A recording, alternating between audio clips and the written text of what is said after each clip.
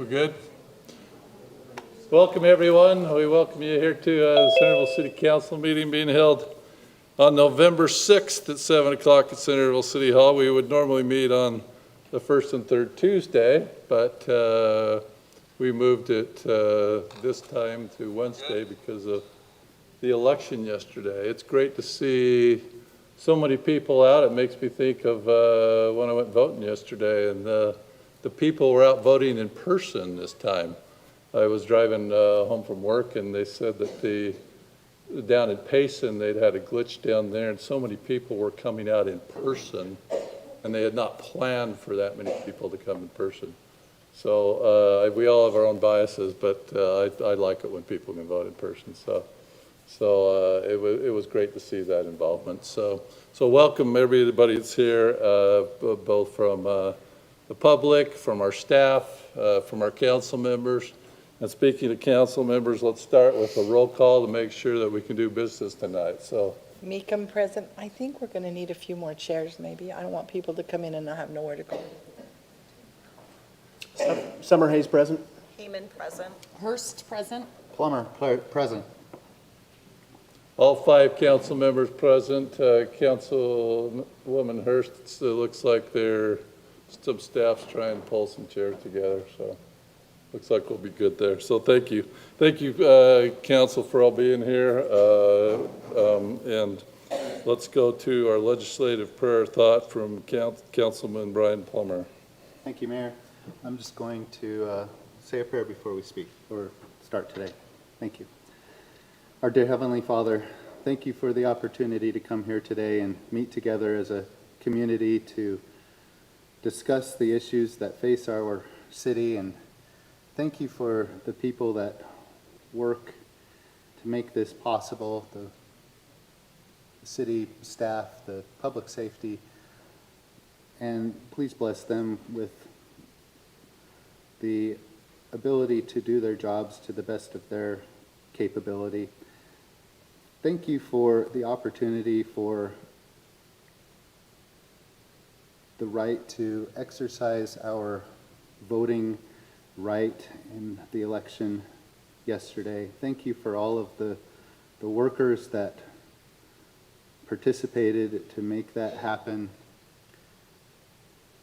Please help us to speak today and do so in a civil manner, knowing that these people, that all of the people here today are neighbors and friends and community members.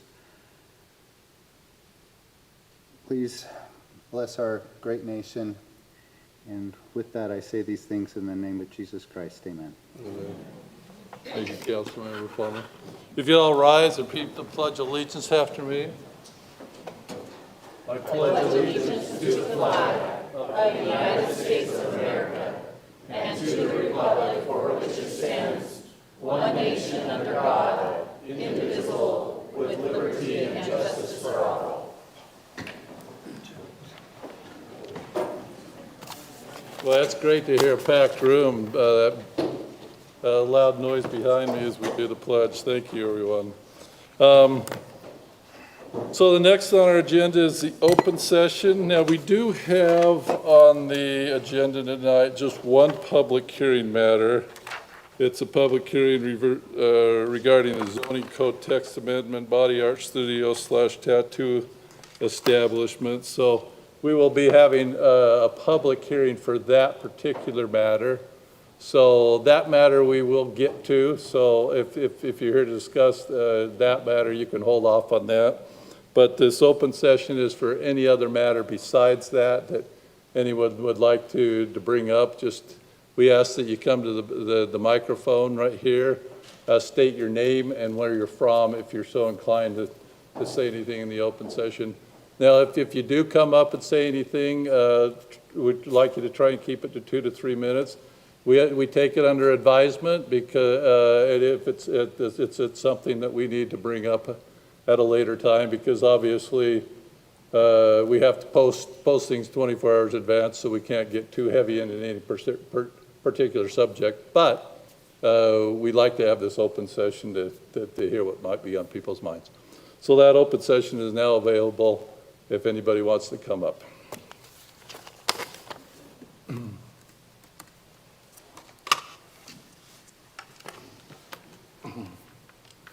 Thank you, Mayor.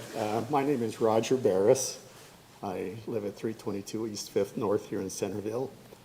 I just wanted to stand tonight and thank our city council, our police department, our public works people. I was here just a few weeks ago petitioning this body to take a look at a safety issue just east of Main Street on Parish Lane, where the homes that are along that area are unable to really get out of their driveways because of obstruction because of vehicles parked there. And you guys dove right in, took a look at it, took care of it, and the signs were actually put up today for no parking. And so my comments tonight are just a thank you. I appreciate you for looking into that, for improving the safety of the homeowners in that area, and that's my comment. Thank you, Roger. We'll always take accolades, so thank you so much. I received one this past week from somebody about thank you for the Halloween festival that we did, and it was belated. We'll even take them belated, so thank you, Roger. Yes? My name is Dale McIntyre. I live at 258 East, 200 South in Centerville. In the book, The City in Between, I learned that our original name for this settlement was the Jewel Creek Settlement. It was later changed to the Cherry Creek Settlement, and finally, because we were centered between Farmington and Bountiful, we became Centerville. That explains the center part, but the Ville portion, originally V-I-L-L-E, referred to a farm. Over the ages, that meaning changed a little bit. In Europe, it became a villa, and here in the United States, it became a village. And that's the way I think of our community, as a village. And so I want to make it clear that if there's ever a move to change the name of our settlement to Center City, I oppose it. Thank you, Dale. Appreciate it. Others for open session? Kyle Green, resident of Centerville. I too would like to thank our public service members. Today there was an incident up on 4th East and Parish Lane, and they were quick to respond and deal with that. Saw Brad up there checking it personally. I would also like to draw another attention to an issue of safety that I have noticed several times, and I've spoken with Brad about this, but I think the council needs to hear about it. The new development that's being put in that goes right there from 4th East, and it's got the little loop street to Parish Lane. I don't remember the name of the development. That road has become a cutoff road already. There are no homes on it yet. There are going to be 10, I believe, single and twin home homes on that property. On multiple occasions, I have been doing the speed limit up Parish Lane to that stop sign. And when there's more than one or two vehicles stopped at the stop sign, the third or fourth vehicle makes a hard right turn through that little L shape and jumps onto 4th East without even considering stopping before entering the roadway. I've seen it on school days when the crosswalk is stopped by the crosswalk guard or the crossing guard, and the children are crossing, people are making a hard left to avoid the crosswalk and going through that little L-shaped road, and again, making a hard left turn onto Parish Lane without even so much as tapping the brakes. I feel like we are going to have a catastrophic incident at those two intersections of 4th East or on Parish Lane when a vehicle strikes one of the small children walking to school that doesn't know that that's no longer just a straight through sidewalk, that they go hauling up through there thinking that they're just going to walk on by and somebody's going to tag one of our children in that area. It is a horribly designed development. That road should have never been placed there. And I know that people have property rights and other things, but it is way too close to two other roads and way too close to where the kids are crossing. And it's being used as nothing more than a shortcut without any regard to speed and or the safety of kids that are walking along there. I would like that, I don't know how to address that at this point, whether that be speed bumps, which I know inherently we are against because of snowplows and other things. However, something's got to be done to deter those that are flying through there. I've seen everything from big old trucks to bullet bikes that have taken that road as fast as you can hear their tires squeal in that corner. So I just thought that needed to be brought to the council's attention. Thank you. Kyle, is there stop signs at, No, not placed on either side. Mr. Mayor, I did have a conversation with Officer Scott, who patrols the area, school crossings, and has witnessed a couple of those incidents, so Chief and I will look at those intersections and see what can be done. Thank you, Brent. Thank you, Kyle. And council members, you got the address to go check it out, look at it, so thank you. Others on the open session? Okay, if not, then we will go to our presentations portion of the agenda. This is a Rocky Mountain Power Grant presentation, and is it Logan? Bryce or Haley? Who is it? Haley can introduce Logan. Come on up, Haley, and introduce your guests for us.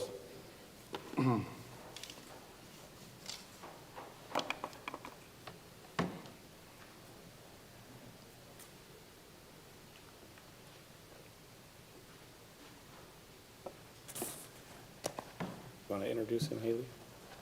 Sure. Okay. So we applied for a Rocky Mountain grant through their foundation for our youth archery program. The intent is to establish an intermediate level archery program where we can take our archers, young archers, to the state tournament this year, hopefully in March. So we'd like to design a program to be able to do that. Awesome. So I am Logan Taggart. I am a regional business manager for Rocky Mountain Power overseeing Davis County.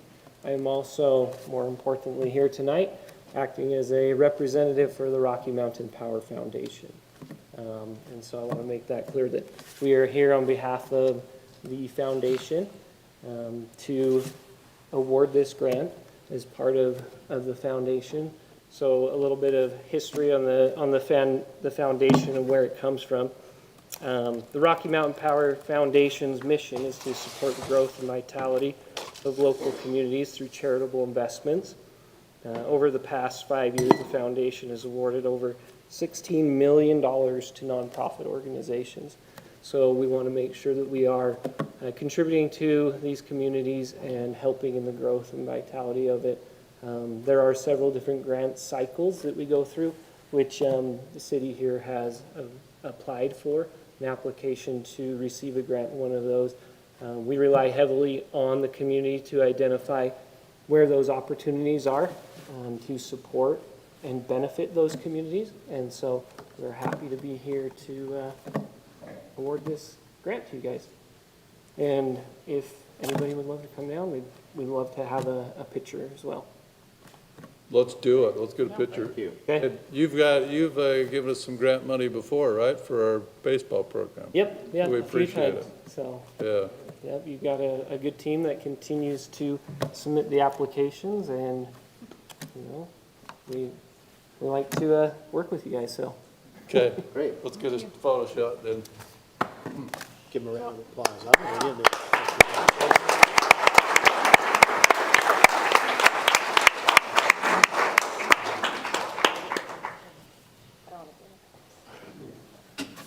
Ace photographer? Thanks, Hank. or would you like job for mayor? Go ahead, Mayor. Oh, no, you go. I want everybody. He wants to. Oh, Greg, okay, we'll come you got it. I have waited. He's gotta go back to his box.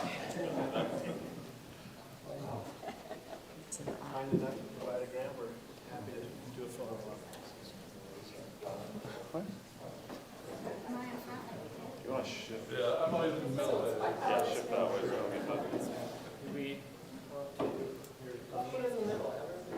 We're going to take 2 steps to the right. Okay, we're all holding it, I guess. Shift to the. All right, 2 steps to your left. Shift to your left. Your right. Our left.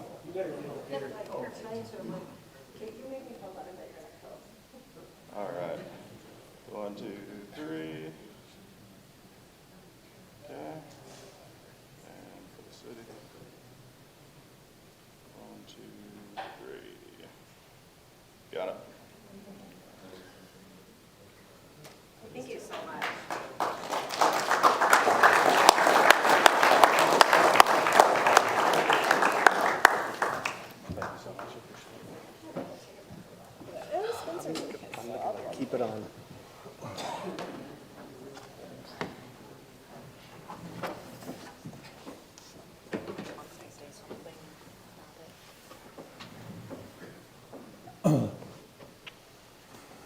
Do we have everybody in here that wants to be in here? Did we find enough chairs around staff? Okay. We can kick staff out. Make more room. It sounds like we're good, but we'll keep watching out, so thank you. All right, we appreciate that grant from Rocky Mountain Power, and let's move on to our business items. Let's go to our first item on our business items. This is the public hearing matter that I talked about. This is a zoning code text amendment. It's the way that we do a public hearing. We do a staff presentation, and then we do an applicant presentation, and then we do a public hearing, and then there's, after the public hearing, we respond to public comment and and then we give any further questions to staff and or the applicants. So our staff, he read my mind, our staff presentation is by Mike Eggett, who is our Community Development Director, who this came to, and I know it also went through Planning Commission, and now it's come to us, correct? That's correct. So, yeah, so fill us in, Mike. Okay, thank you, Mayor. So, just for those of you who may not be aware, the public in general, talking about zoning as a quick educational tool. A zoning code text amendment is a change or request to the zoning codes as far as the requested uses for the zoning code. So you have two different categories, conditional, permitted, and the types of things that are allowed in the zones. And so the process here today is an opportunity for the public to request a change to the zoning codes that are associated with the zones that are in place. In this particular instance, we are talking about a commercial medium zoning that's being looked at for the purposes of this request. The process, when the petitioner applied, they submitted the application to the city. Staff would review that application, and then the next step would take it to the Planning Commission, and the Planning Commission would review the proposal as a recommendation review and make a recommendation to the City Council. That process has happened with the public hearing element at the Planning Commission level, and then we're here today as a result of that. So I just wanted to kind of help everybody in the public understand that's the purpose of what's being asked, and that's the reason for zoning, is to help guide what kind of uses that we as a city are comfortable with having within those zones. And so the City Council as leaders will now have an opportunity to deliberate and address or look at the request as it's being requested, and then review the recommendation from the Planning Commission and staff relative to that request. So just to give a quick overview of what we're talking about tonight. So now we'll get into specifically what the application request is, and that is it's a request to amend the zoning code text regarding definitions for body art and amending the table of uses for commercial uses regarding specifically a name convention of tattoo establishment changed to body art studio within the zoning code, and establishing how to regulate or where, in what zoning districts body art studio would be considered to be allowed. And the applicant has requested that that be applied to all commercial zones. So the specific request, just so everybody is clear, the first request is adding the definition of body art to be body art, including but not limited to cosmetic, permanent makeup, provide a service and support for individuals recovering from non-elective surgeries that attempt to restore original aesthetic. 2, amend the table uses for commercial uses by adjusting the name convention from tattoo establishment to body art studio. And 3, amending the table uses for commercial uses to allow for the use of body art studio in any commercial zone, just like I noted. This did come before the Planning Commission on October 23rd. Prior to the discussion by the Planning Commission, there was a public hearing, as I noted, and then they deliberated upon the request. The applicant was invited to come and discuss the nature of the request, and there was quite a bit of dialogue actually at the Planning Commission meeting. So those of you in the audience or City Council who've had a chance to watch or could go back and look at YouTube and watch that as well. Following the public hearing, the Planning Commission staff and the applicant discussed it, and at the conclusion of the discussion, there was quite a bit of concern about the logistical and administrative application of the request as presented by the applicant. How would it work? What zoning districts would it be best fit in? Would it be permitted or conditional? Are there things that we would look for an application? Those things weren't exactly vetted or established, defined with the applicant application as it was submitted to the city. So that became a major concern both for the planning commission and staff, is not to mention even enforcement and regulation on the back end. What does that look like, if any, if there was an issue? A lot of questions seemed to come up pretty quickly with what was being requested. And so there was even some discussion with the applicant about what the applicant might want to do, if the applicant wanted an opportunity to maybe reanalyze it in light of the conversation during the planning commission meeting or move forward. The applicant requested to move forward, which obviously is the right of the process. So here we are tonight. One of the concerns that staff also have is when you look at permitted versus a conditional permitted use in each of the zones, there's a little bit of a different look, right? When we look at a conditional use, it's looking at health, safety, welfare impacts. The kind of requests from the applicant are there easily articulated and easily administered health, safety, welfare concerns. Again, we don't know the nature of that, and that's something that would need to be discussed, versus a permitted, which is just, are we comfortable with the nature of the use in whatever zones we would want to apply that use? So that is something that further we would want to clarify. At the conclusion of the discussion and following the public hearing, the chair, Commissioner Kerr, made a recommendation to City Council. I have, let's see, not City Council approval. I apologize. It should be, sorry, that should be a recommendation to City Council denial of the request based on the request being overly broad in effect and difficult to administer by the city and therefore not consistent with the general plan. And Commissioner Hoff seconded that motion, and that was passed unanimously. And the reasons for action, the findings for it were following findings number 3 through 5 on the Planning Commission report that is provided in your packet.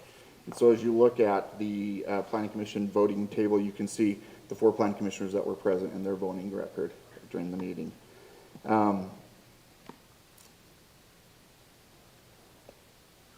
So at this point, it would come to the council to I guess, look at the substance of what was provided in the packet, the recommendation from the Planning Commission. I have provided the full report of the Planning Commission for your review. If you have any other questions about that report, I'd be happy to answer those questions following any discussion or how you would like to proceed. I will note on page 3 of the Planning Commission report, there are definitions of the three categories: permanent cosmetics, personal care service, and tattoo establishment, and what those mean. If you look at the statement of a permanent cosmetic, it is a subset of a personal care service that is in the table of uses allowed within the 3 commercial zones: commercial medium, commercial high, commercial very high. It does say in personal care services at the current time, the term excludes tattoo establishment. That's how it's currently written. And then if you look at tattoo establishment, it does say the term excludes permanent cosmetics. I will note too, going back quickly to the Planning Commission discussion on that, I did miss this point. They did articulate as more of an editorial comment, and so did our city attorney, that there is concern about tattoo establishment, body art studio not being permitted in any zone. And that would be something that we might, they strongly would recommend that we look at rectifying that concern in the future and have it at least evaluated for some zoning standard, so as to make sure that we're affording an opportunity for some kind of a use within the city in some location. But again, were Lisa here, she would articulate that even more, probably with some legal guidance, but that is a concern as you look at other cities and even other states when it comes to a tattoo establishment type of a business. So the documentation that has been provided in the packet, you'll see that the table of uses for commercial uses is in there. The general plan guidance of why we have businesses and business districts to justify sales tax and property tax opportunities to defray the costs of other services within the community. That is the purpose of business. If you really want to get down to the distilled reason, we have even commerce and businesses. So if you look at, a body art studio and tattoo establishment, they are a business. So that is something that could be considered or looked at. The public notice, hearing notice was provided in accordance with state and city code. And then the applicant's application, you can see in the packet. We did receive a an email from the applicant on Friday, noting interest in working with the city were there to be direction to do so on further looking at some of these identified concerns that were noted by the Planning Commission and staff in their review. I just wanted to make sure that that was identified. And then you can see that the applicant has provided her two text application, I guess, guidance or commentary requests, as well as photos illustrating what a fine line tattoo is and how it's distinct or different from a more broad tattoo that you would otherwise maybe characterize in your head as a tattoo establishment type application. So I believe that's the long and short of it, as concise as I could be, but with enough information that I think is necessary for the discussion. And I would defer, Mayor, to you and the council how you'd like to proceed. So I think you clarified for us. What I read I read that the motion was presented to Planning Commission, that the request is not consistent with the general plan nor the That's correct, too. applicable zoning codes. Yeah. That's how the motion was presented, Correct, right? correct. And it was overly broad and logistically difficult to administer as it was provided to the city. Yeah. Okay. Yeah, and I did fail to note too, we did receive, at least staff did receive one public comment prior to this meeting, and there may have been obviously other council members and or city leadership that's received others, but we did receive one from staff. Yeah. Okay, so as you know, the way that we do our public hearings, the staff presents, we could ask questions, as the applicant presents, we turn it over to public hearing if the public wants to comment, then we come back to response to the public comment. So any clarification that council members want from Mike before we give the applicant a chance to present? Go ahead. Could you elaborate a little bit on what you anticipate would be the administrative items that city staff may need to oversee in a situation like this? So obviously, business licensure, verifying that the Department of Health, the Base County Department of Health has evaluated the services in the form of a tattooing, depending on how broad it is. The Utah State more recently has recategorized tattoo establishment as body art, and it's got 5 separate categories of what body art entails. Tattooing being one of them, permanent cosmetics being one of them. The applicant actually might be able to even indicate all 5 of them. I remember some of them. It's tattooing, permanent cosmetics, scarification. There's 2 more. Anyway, the point is that would need to be checked by the Davis County Department of Health, as well as we would verify that they have the certification or state requirements for the licensure of the business use. Obviously, depending on the nature of the coding, there's been some discussion about if fine line tattooing versus broad tattooing were to be somehow defined, we would then make sure that the right the needles that are necessary for fine line tattoos are being utilized. There might be an inspection by staff just to verify that as well independently prior to issuing the business license. And then clearly on the post evaluation, were we to receive a complaint, if we heard that the scope of the application were fine line tattoos to be allowed was now turning into a full tattoo application, we would investigate and potentially enforce from a zoning and administrative process there. So there's beginning, and then I guess during the process of the business's life, administrative application. Does the county regulate through the health department the Yes. safety Yes. and age requirements? In fact, the applicant probably can talk to that even more if you'd like to. She has had them do inspections of her business. Yeah. And I will note too, the applicant's business, she is an employee of the salon service business that she is working in, just as a point of clarification as well. So I guess what I'm trying to say is it's not its own independent business. What she's doing is an extension of the business's current operations. Mike, I had somebody request that you say quickly, but to let them know why we have zoning. Some of these people evidently didn't know why we do have different zones. Yeah, to further clarify what I was saying at the beginning is, it's to look at the impacts a commercial very high will have a different level of potential impact to a broad geographical area than a commercial high and then a commercial medium. So it's the size and scope of that impact. A commercial medium is going to be more, it's going to be more your neighborhood commercial, your small commercial, typical uses that don't have as large of an impact on neighboring businesses and or residential communities. So you wouldn't, for instance, with a commercial medium, there will not likely be a Walmart or a Target application, for instance. It wouldn't happen because of the mass and the impact of that kind of a use. And a commercial high, you would see, like what we see here in Centerville, a Dick's Marketplace or something more like that. Maybe some boutiques and some eateries of a larger scale and scope with more parking lot impacts. You might see even a higher density residential component sitting adjacent because it wants to be a little closer to that. And then obviously commercial very high, like we talked about, you'll have your Walmarts and your Targets and things that are of greater impact and greater mass.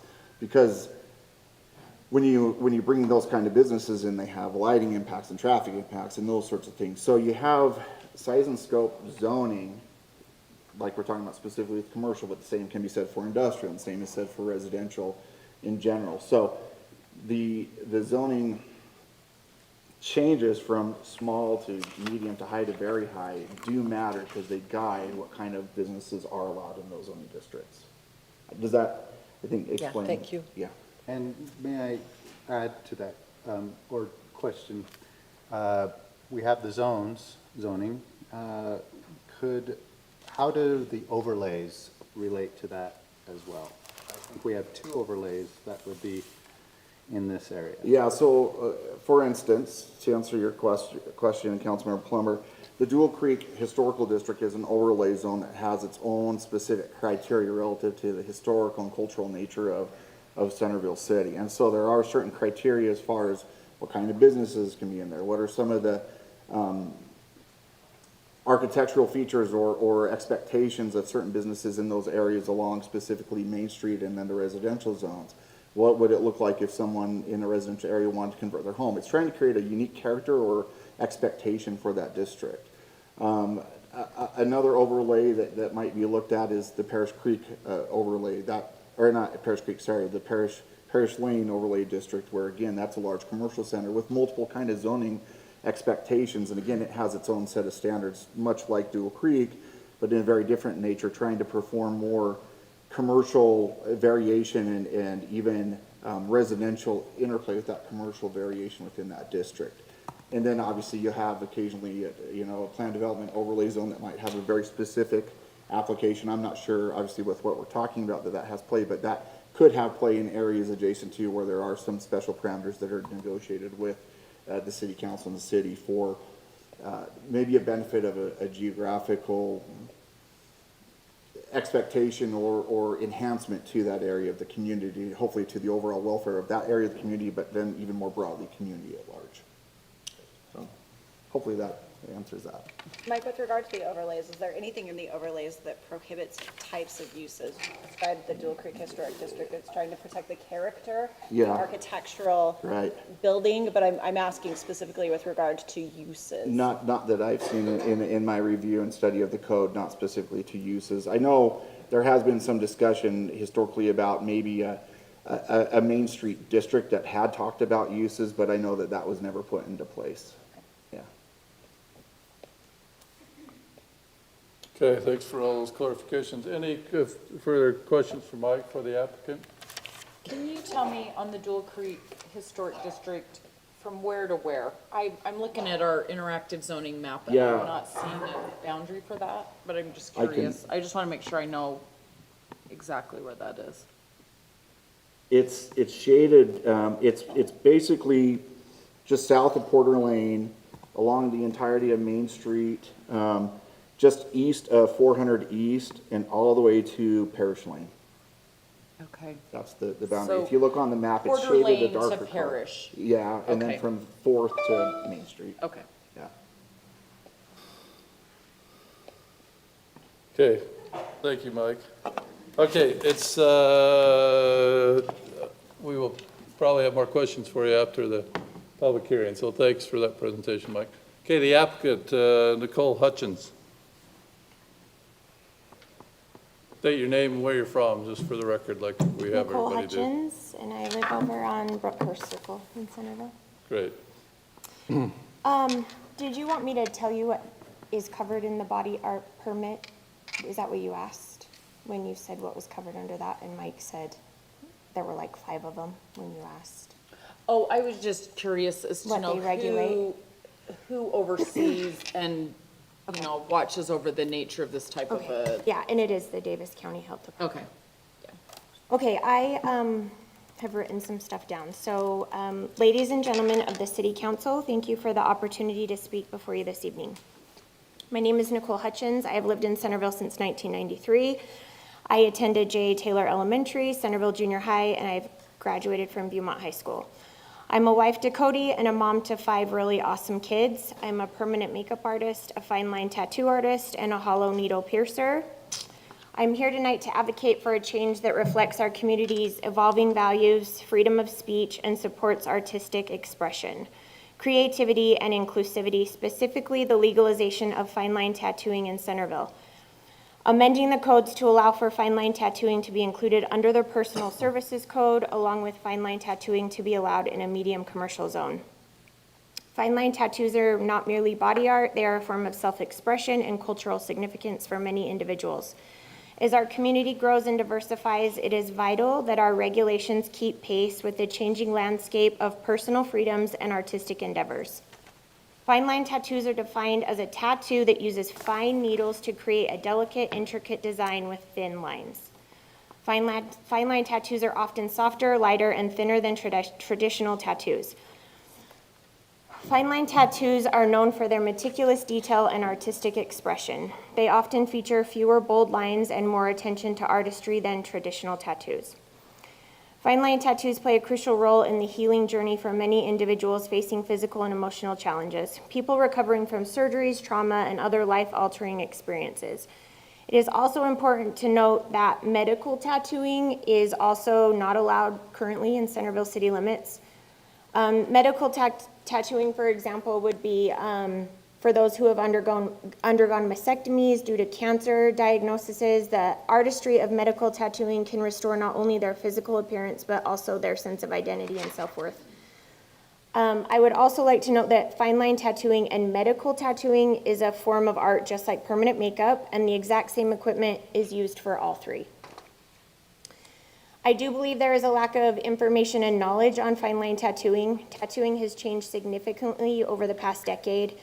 In Centerville currently, I am legally able to tattoo permanent makeup on a client's face, eyebrows, lips, eyeliner, beauty marks, freckles, but I am not allowed to tattoo on an initial on someone's arm.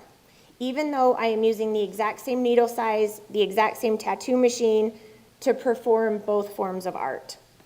The definition from Google for permanent makeup is a cosmetic technique that involves implementing pigment into the skin to create a design that looks like makeup.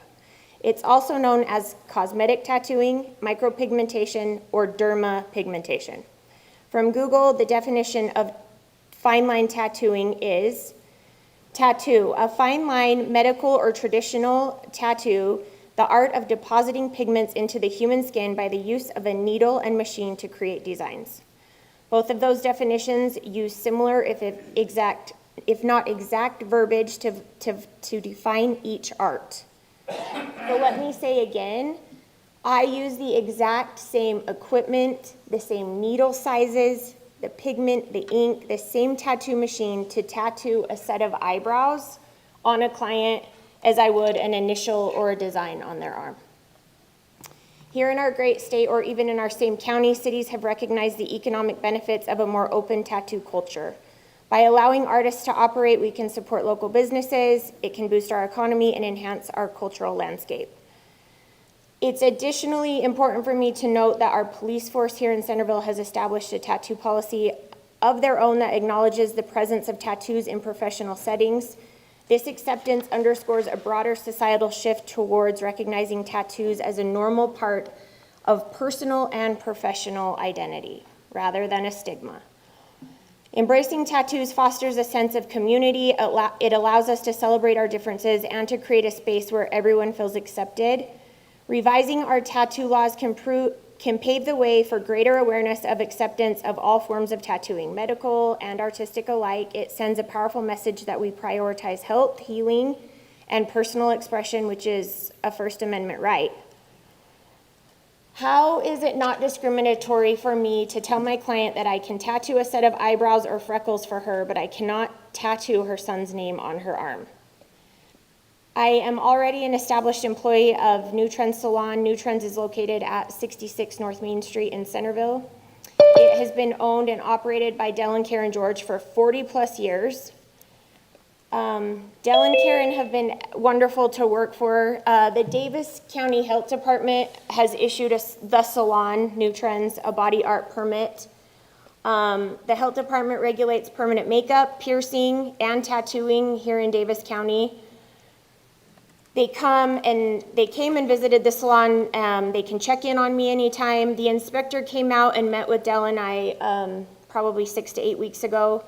He looked at all my equipment, my tools, my supplies, the inks, the pigments. He checked expiration dates on everything. He looked at our hand washing sink, which you have to have in a facility like that.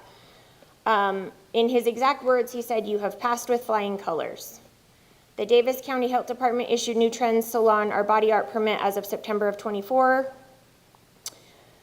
I ask that the city council look at this. Let us be a city that celebrates diversity, supports local entrepreneurs, and recognizes the importance of personal expression. I urge you to consider the positive impact of this change and to move forward with amending our regulations to allow fine line tattooing in Centerville under the Personal Services Code, which would allow for it to be done in a medium commercial zone or a salon setting. Thanks, Nicole. Questions for the applicant? Was the earlier tattoo, was that your work? The one that they had put up beforehand, Yes. this one? Yes. It's beautiful. Thank you. Any other questions for the applicant? Okay, thank you, Nicole. All right, so we've heard from staff, we've heard from the applicant. We now are at the point where this is a public hearing matter regarding the zoning code text amendment that we have just discussed. So I will open up the public hearing matter. I will open up the public hearing. We just ask that if anybody's inclined to speak, that you try and keep your comments to a couple minutes, and after we feel that whoever wants to speak, then we will close the public hearing and come back to the applicant and staff if there's any further questions that have come up from the public. So the public hearing regarding the zoning code text amendment, body art studio / tattoo establishment is now open. Just state your name and where you're from. I am Debbie Randall, and I live in Centerville, and I'm grateful that I can address you as fellow citizens of Centerville. It's a great place. Just went to a presentation about William Bradford. The first thing that they established in their government was an open session, and voting was allowed, and that was the first time. This was new. And in that same spirit, Centerville City held a city-wide planning session. It was held at Centerville Elementary in the covered courtyard, and that entire room was full. Everyone in Centerville was invited to participate and to state their opinions on what they viewed the future of Centerville to be, which was really important. The freeway access of Centerville was moved to Parish Lane. At that time, City Hall was on Parish Lane. It was moved to Main Street. The police station was moved to Main Street. And now we enjoy Centerpoint Theater at that location, which is more appropriate. Centerville City at that time hired a professional team. They spent thousands of dollars on the studies, the presentations. A steering committee was formed. Visits to planned communities were made and studied, and it was noted that a park on Main Street is an asset. The parking lot that was once on Main Street was Smith Park was moved one block east to help with traffic on Main Street. Centerville Elementary was also short of parking, so there was a partnership. That took a couple of years to orchestrate, but it was well worth it for the park and for the elementary school. And it helped preserve the integrity of the playground for that school, which already has the smallest playground. City-sponsored events help help the community. Family reunions and movies in the park in the summer and the lighting festivities in the winter add to community appeal. The International Festival was held at this park that celebrated the Olympics of 2002 when they came to Centerville. It was great. The program featured the junior high choirs from the junior high with their families. They had booths. Every choir member came in costume with a flag and lined the park. It was amazing. That was followed with a Paralympic event that was held at the junior high. It had a live band, it had fireworks. The Youth Council also sponsors events at our Main Street Park, which are well attended and appreciated. The city voted to purchase, preserve, and restore the Whitaker home for the Centerville Museum, preserving the history of Centerville. And an updated version of the history of Centerville has been published, and a co-op garden lot is enjoyed behind the museum. The post office is an asset on Main Street. There's also a walking trail that goes from the to the library from Main Street, and the library has historic nods in its design and was subject to approval. There are public schools, churches, benches, and parades. The historic district, as was mentioned, of Centerville is directly east, and this district is highlighted with homes with varying architectural, multiple old post office buildings, and the old Pony Express building, and the old entertainment hall where music productions were held. There is a humanitarian center east of City Hall that operates every Tuesday with well over 80 people volunteering each week. Another humanitarian center on Main Street is open the first and third Wednesday as well, and local needs are met as well as international opportunities. These projects go everywhere. These have all been well planned, well thought out, and consistent with the heart of Centerville to be a happy, healthy place to live.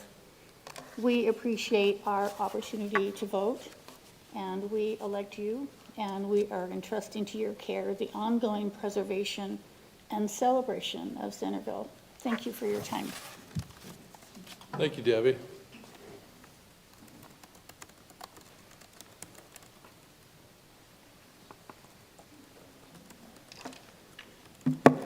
My name is Larry Wright, and I live in Centerville.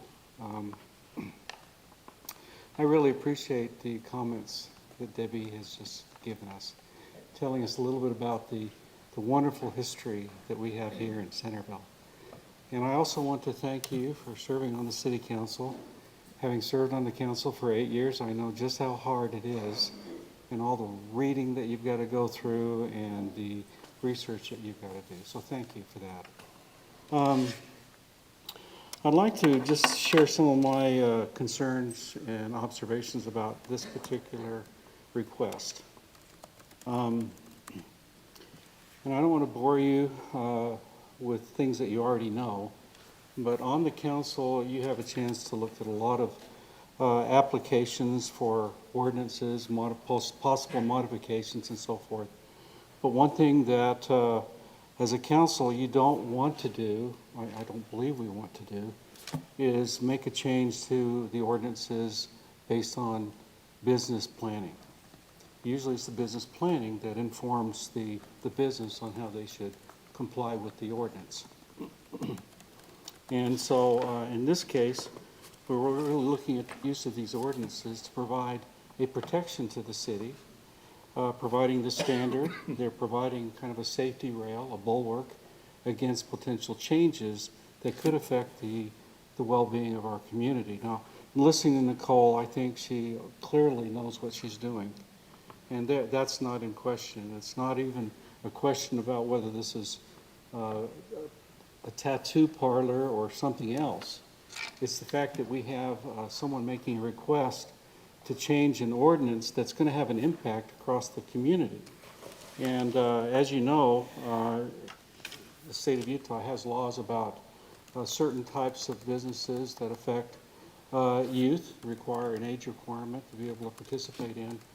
And typically, we don't put these types of businesses in a place that children or youth may see on a frequent basis. We want to keep that apart. And I know that those laws are going to protect us from, having Susie come home with a tattoo. I don't think Nicole would ever allow something like that to happen. But what this request is doing is asking for the application of possible tattoo establishments across multiple commercial zones. So we can't control what's going to come in later. And so I would recommend that we take a very serious look at this. I was moved by the staff report that was put together about this. I took a short quote out of this. It says, "City staff is of the opinion that mixing the two distinct definitions of certain permanent cosmetic uses and tattoo establishments into a new category identified as body art studio could lead to zoning application confusion and uncertainty as more potential businesses might explore doing business within Centerville and have scattered questions regarding variations of this category of use." Now, as I read through the request, I was looking at the potential medical application, the fine line art application, but then there was another little part to that led to, no constraints on the types of tattoos that could be put in there. It's body art. And so that concerned me. So there is it's not very fully defined, and I don't know that the city council wants to approve something that hasn't been fully defined. So let me just summarize, and then I'll sit down here. Approving this request opens a Pandora's box, creates a ripple effect on our zoning ordinance changes. It's not just one little change, it's affecting multiple zones. It also established a precedent that the city council and planning commission and staff will entertain any kind of change to the ordinances based on business planning. And business planning changes constantly.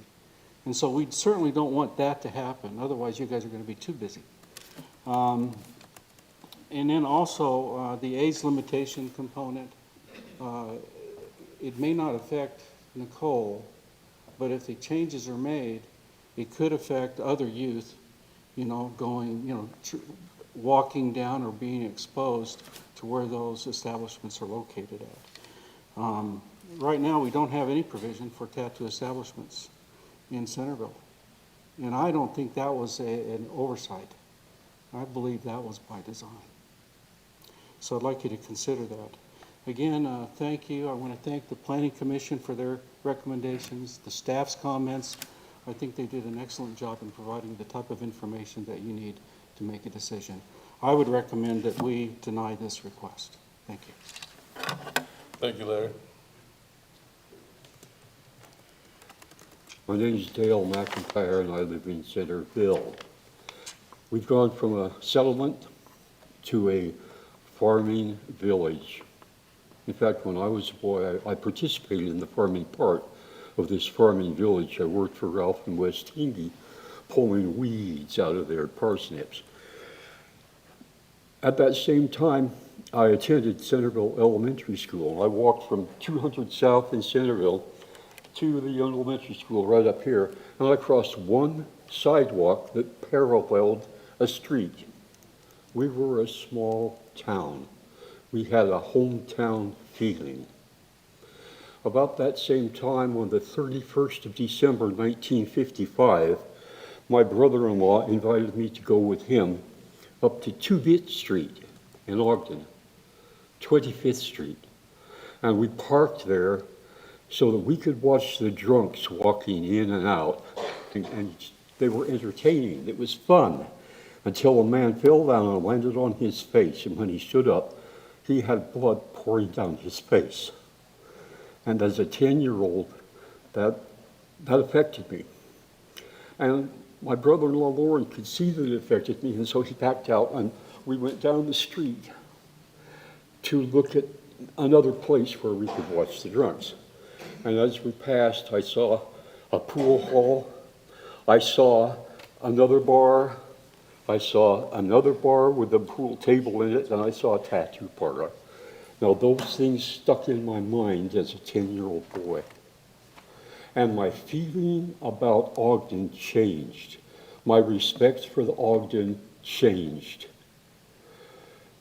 We live in a small town community where we have a certain small town feeling.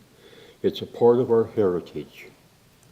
I would feel uncomfortable having a zoning ordinance which could in the future lead to a tattoo parlor in our village. Thank you. Thank you, Dale.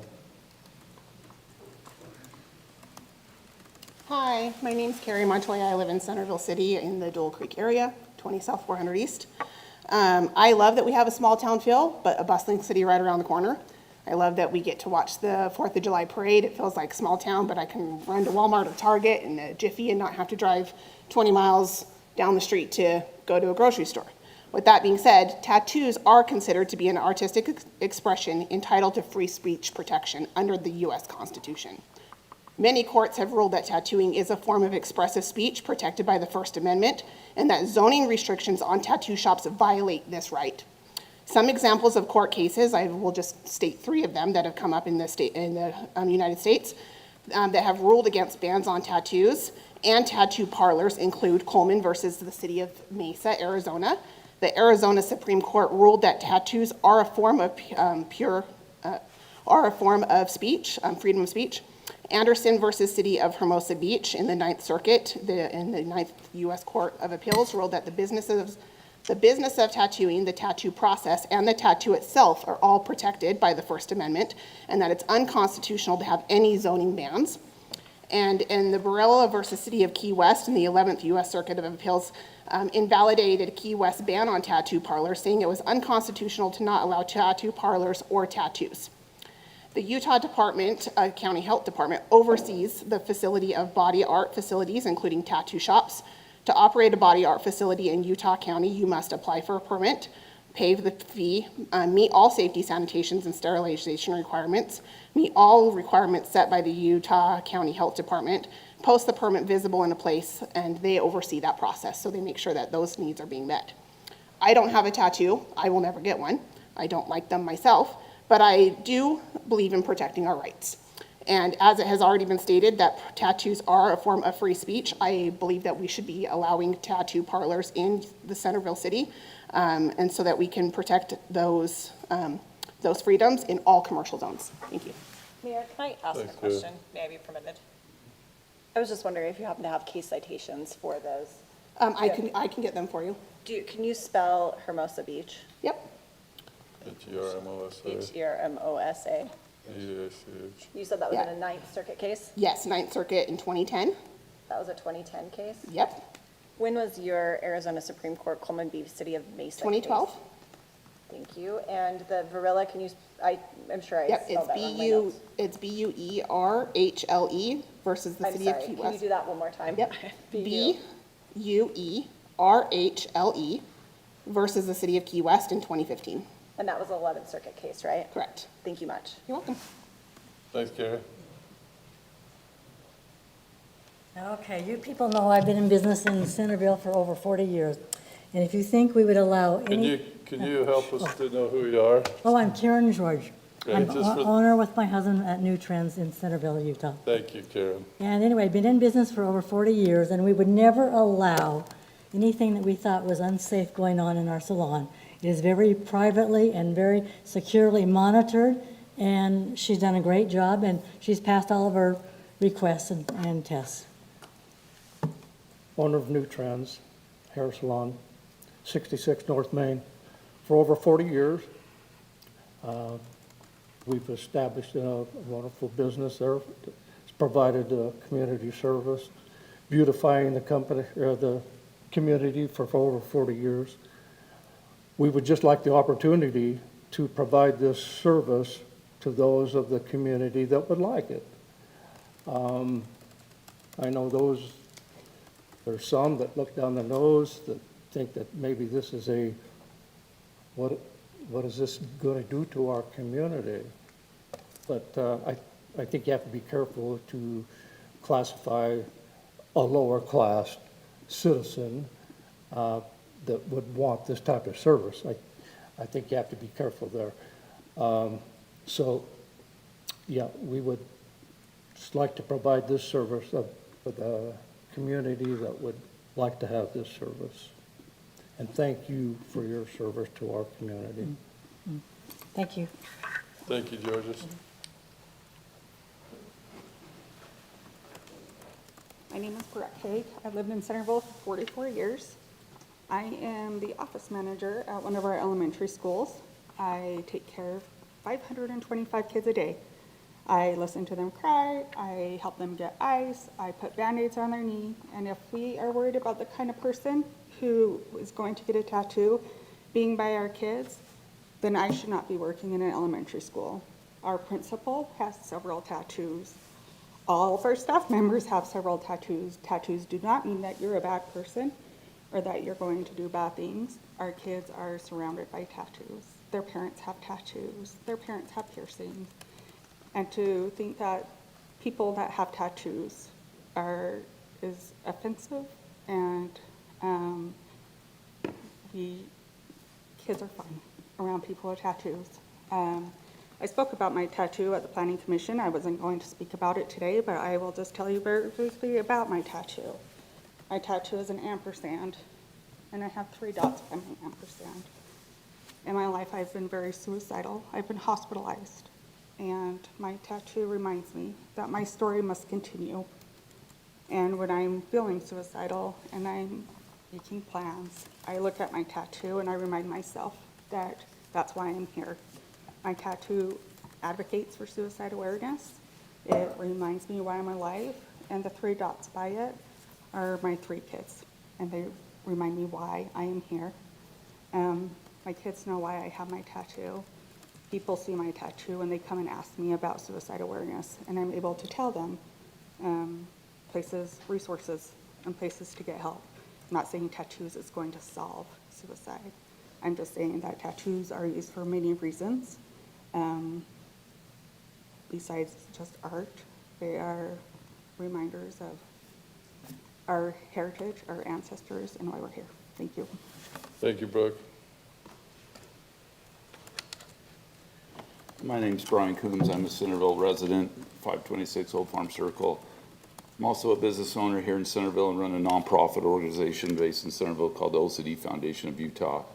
I'm a private clinician in Sugar House, Utah that treats those obsessive compulsive disorder, anxiety disorders. And it's very disheartening to come. I've been to several of these meetings over the years in other cities because of the type of work I've done as a financial advisor and that as a clinician working with state and church authorities. It's disheartening to hear on this board, I can't lie, the whisperings of, and some of the comments made. I just think people need to stand up for the ignorance of this whole shenanigans is the way I see it. And I'm not trying to be, I'm respectful of the civic leadership and know people on this and other mayors that I've worked with in the past with Mayor Russell and Cutler. I find it disheartening and hypocritical for people that are even on this stand that know the communications that have had with other people in this community, in this room, and denigrating those that talk about tattoos. This shouldn't be a tattoo issue. What was your name? I'm sorry, the gal that just spoke? Brooke. Brooke. I recommend to my clients sometimes when they have attempted suicide to get a small little reminder on their wrist. I mean, most of the tattoos, if you want to, my wife's in the back who's worked at Nutrients for how long? 30 years. She colors purple hair, pink hair, yellow hair, black hair, the piercings they do there. And we're worried about alcohol, that you can go to Walmart and probably right now go down there because we kind of patrol the park and see drug deals. If we're going to do this, do it everywhere. Don't chastise good people that are not tattooing. This is not a tattoo parlor, and you guys are in charge of classifying what that is. Not us. The state, the Board of Health has already approved this business.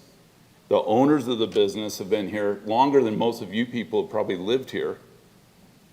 And the kids that we're so afraid of seeing this, it's silly. So I ask you to advocate as a mental health clinician that where this is a much broader and bigger issue than anyone in this room is probably aware of. This is not, again, a tattoo. It's an initial. It's a I am enough. I've been saved, whatever. I think the ignorance shown on sleeves and tattoos, that's not what Centerville's, and that's something you can control. So when we're talking about alcohol use and seeing, that's a nice story, and Centerville is still a quaint small town. That's why I live here. And I trust you'll do the right thing and advocate for those, because things are going to change and people come and go, and you have an opportunity to probably change that right now and make this what it is, an art thing that you've approved in other areas that are much more aggressively, visibly seen and salient to the community than a hidden tattoo on somebody's sleeve. Thank you. Thank you, Brian.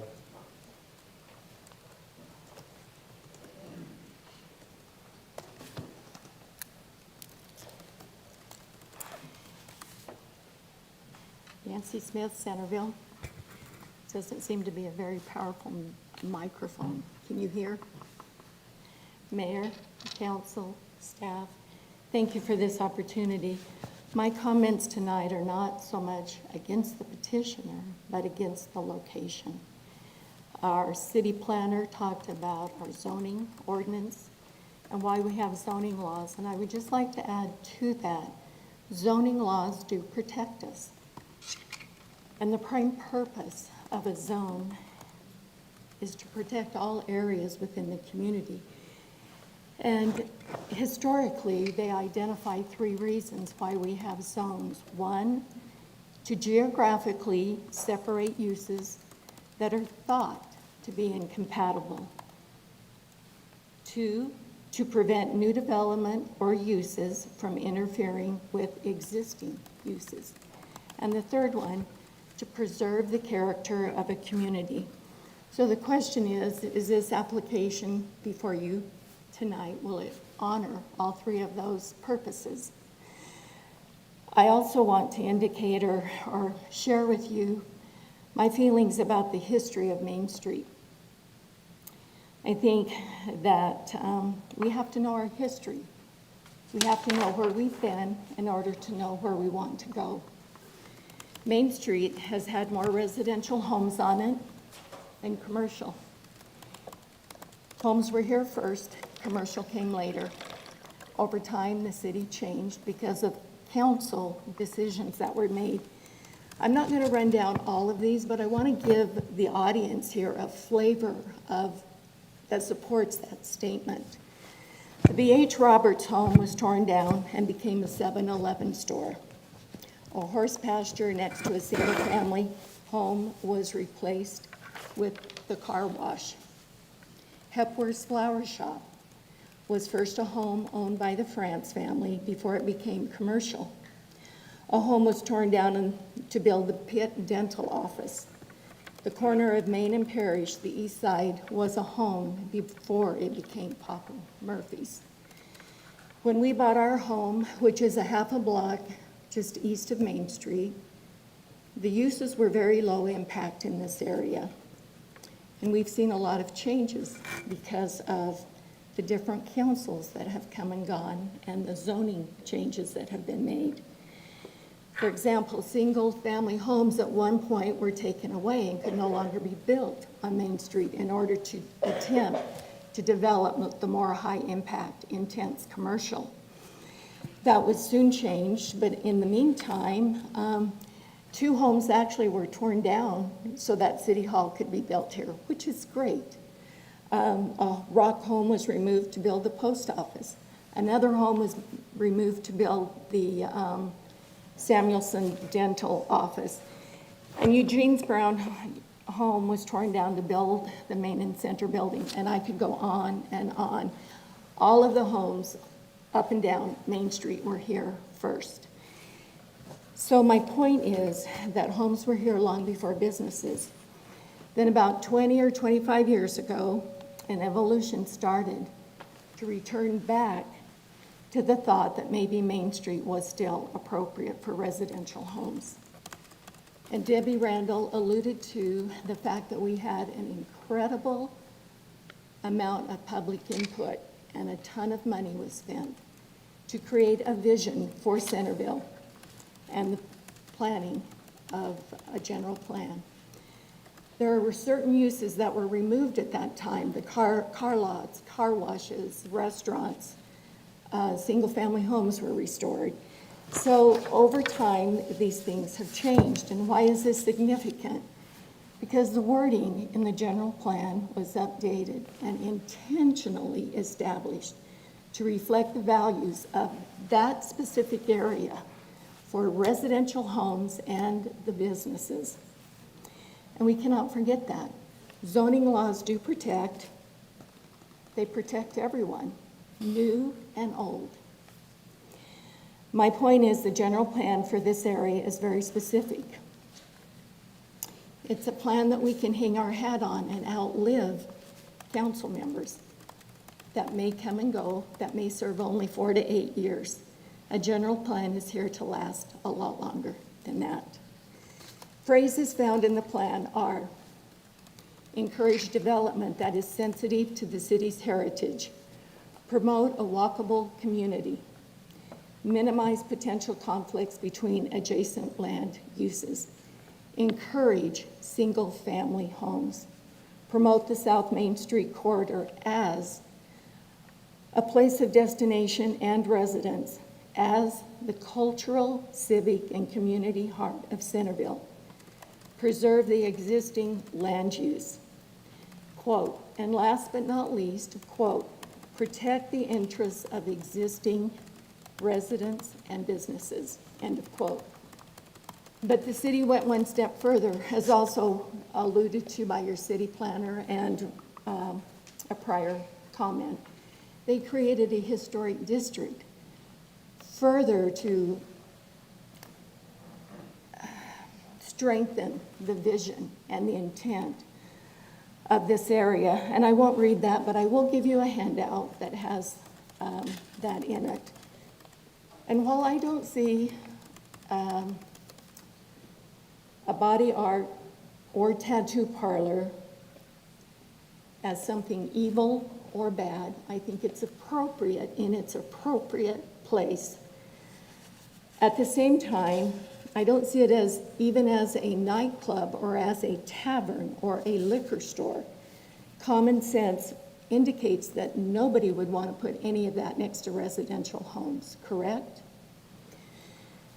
But on that same thought, would you place a body art or tattoo shop next to any one of your homes? I don't think you would. So why would it be appropriate to change the zone and put it in the area that the city itself has adopted and partitioned off as an area of permitted residential homes? Finally, the zoning for this area specifically does not allow certain uses. Tattoo establishments, taverns, liquor stores, and private clubs. These are all uses defined by state law as adult-type shops. And the reason for that is they are regulated by age limitations, meaning anyone under the age of 18 cannot frequent those type of places. That's a state regulation. So you must be 18 or older in order to get a tattoo, unless you have parental consent. This is a family-friendly district, a school-friendly route, all well below the age of 18 or 21. It has nothing to do with bias or unwillingness to allow this type of service in our city. It's location, location, location. I believe this petition runs against the vision of our general plan, and I would encourage you to hold strong to the zone that we currently have. And I appreciate your time. I only made 5 copies. I'll make copies. City manager, you'll have to make a copy. Make copies. But I'd like to pass this out to you. If you just want to hand it to the recorder, we can hand it out. Or you want- Yeah, just hand it to the recorder, we'll hand them out. Thanks, I just Nancy. thought they might want to have it. Oh, do you want it right now? We'll hand it down. You pass them down. We'll get other copies made for those who are short. Thank you, Nancy.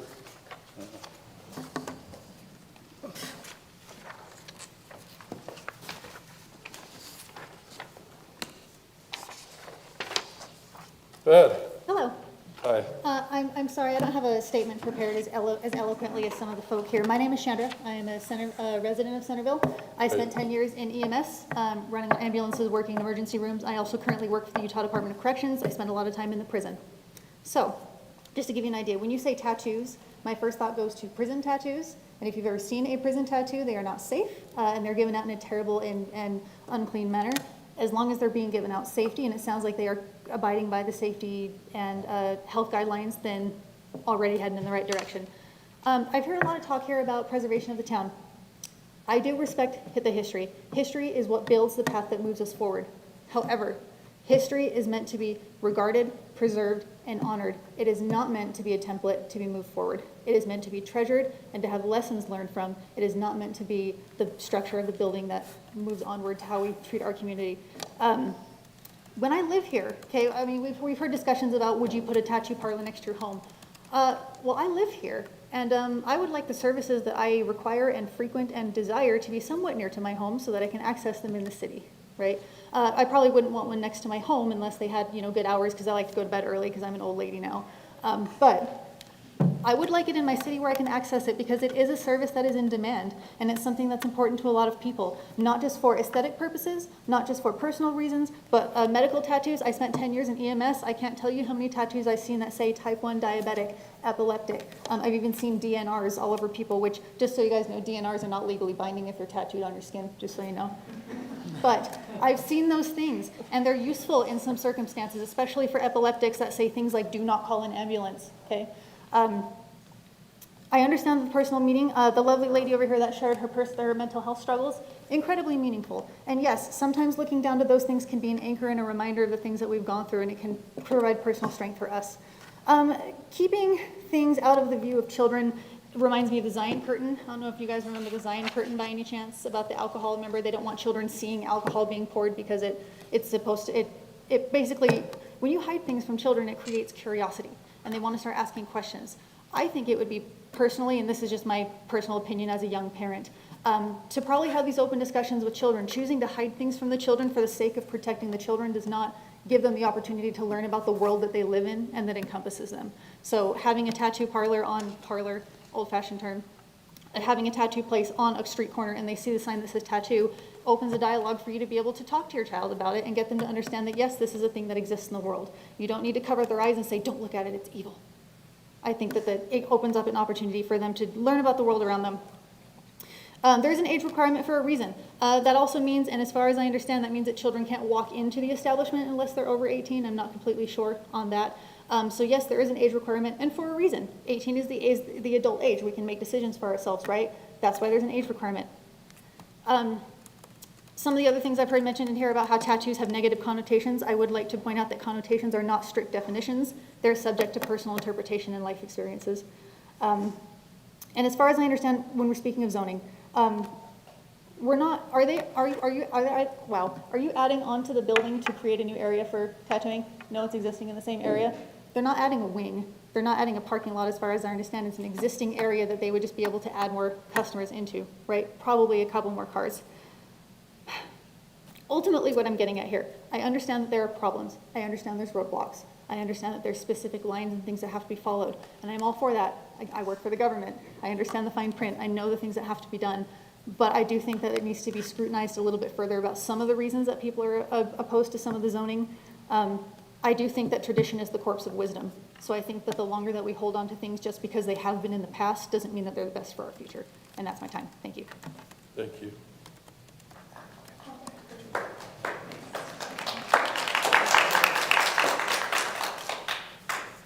Council, my name is Cindy Garlick and I live here in Centerville. About 7 years ago, I went through several rounds of chemotherapy, and one of the medications I took caused me to not grow my hair back. So I will never have the opportunity to have my own hair again. Because of that, I sought out a tattoo artist who tattooed on my eyebrows, for which I am eternally grateful, because it did make me feel more whole. However, I don't think this is a First Amendment issue. Nobody is denying these people the opportunity to express themselves or to get a tattoo to remind them of something that's important or to help with their mental health. I think what we're talking about here is what we want as a city. And my concern is that when we open up to fine line tattoos, then somebody else is going to want something different, and somebody else is going to want something different. And where do we stop? Where do we say, yeah, we don't want that in our community? There are ample places in Davis County for people to go if they want freedom of expression, which I think is lovely. But I don't necessarily think that amending our laws here in Centerville are necessarily important, because just like this, I could find somebody who could do for me what I needed to be done. And I don't think that that violated my First Amendment rights. I went where I needed to go, and most other people will do the same. Thank you. Thank you, Cindy. Okay, I am Libby Deb. I live in Centerville, 281 Lane. First, I want to address the code zones. So I live by a group of townhomes, and I just want to remind, when you change the zone for the project, you don't always get the result that you want. So for me, this is not about this darling tattoo artist. I think she does wonderful work. It's great.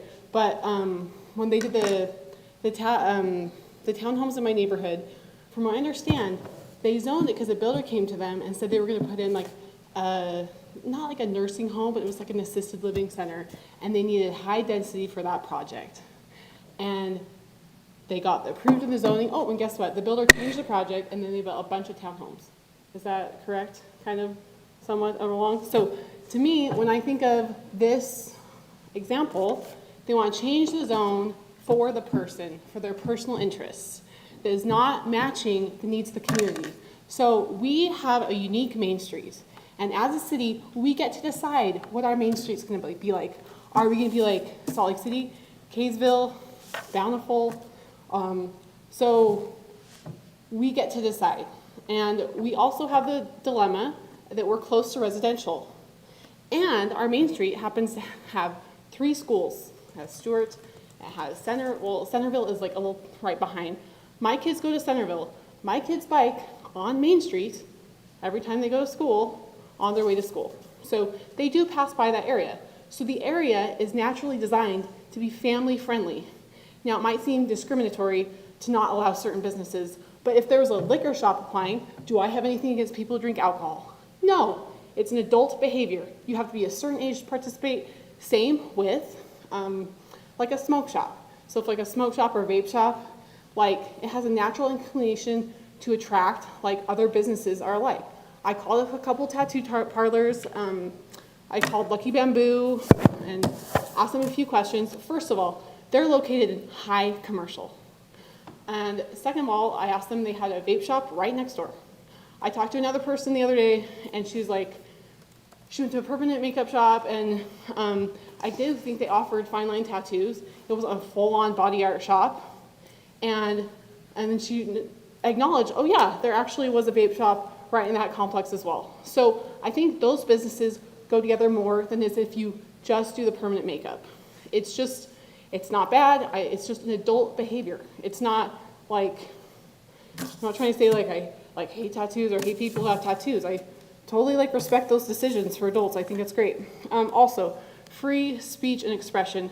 So if you understand free speech laws, technically, there's usually guidelines on when you can use those. You don't get to say whatever you want, wherever you want. And for example, when you protest, these usually limits times of day, locations, proximity to the building. Those are guidelines that have been set up, so you're allowed to express your free speech. Access. In Bountiful, in a quick search, I found 7 tattoo shops immediately available. 2 miles down the road. There's 3 permanent makeup shops I found in Bountiful. Just down the road, 20 downtown Salt Lake, not the whole city of Salt Lake. So I think access is not an issue. It is, to me, it's just trying to fit a little bit of a square peg in a round hole for the needs of the community. I talked to a business owner of a black ink tattoo, and he is in Bountiful, and he does certain types of tattoos. I asked him, I said, so is it a problem getting your clients to come to you? Because he's like in a high commercial zone, like by the freeway, and he said, nope, he has no problem getting people because they really want his specific service. So he didn't seem to have a problem with that. Most importantly to me was I called the city of Holiday. So my brother lives in Holiday, and they have an amazing downtown. They have like this downtown community. It's very safe. It's very family friendly, and he'll let his daughter go downtown, no problem. Like she's 12, go get ice cream, hang out with her friends. And then I called them, and they do not allow fine line tattoos in their whole downtown region. So I just want to express that we get to decide. I've sent all of you an email with all the stuff, and I just think that this project could be approved in a high density, or not high density, a high commercial zone, and that the main street should remain medium with family friendly. Thank you. Thanks, Libby.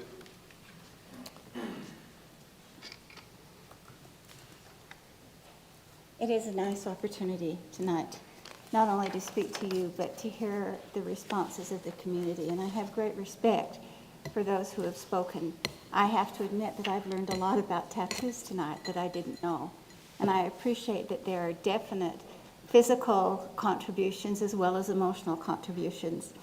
But I wanted to make the point that I feel very strongly as I've listened to these very interesting and authentic discussions about tattoos, that those of us who would prefer that the amendments are not changed are not against tattoos, nor are we against the people who have tattoos, nor we are against the businesses who prosper by offering tattoos.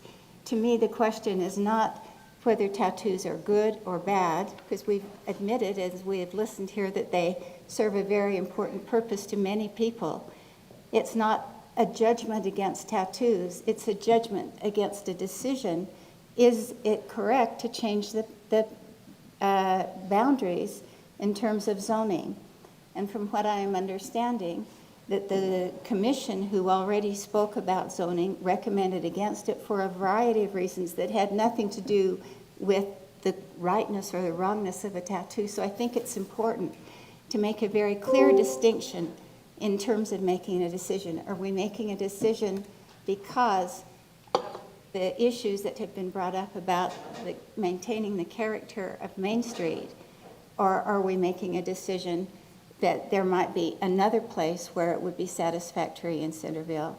But the conflict to me is not whether a tattoo is good or bad, nor whether the people who get tattoos are good or bad. It's a purely careful and well thought out decision about what's right for the city in terms of the zoning.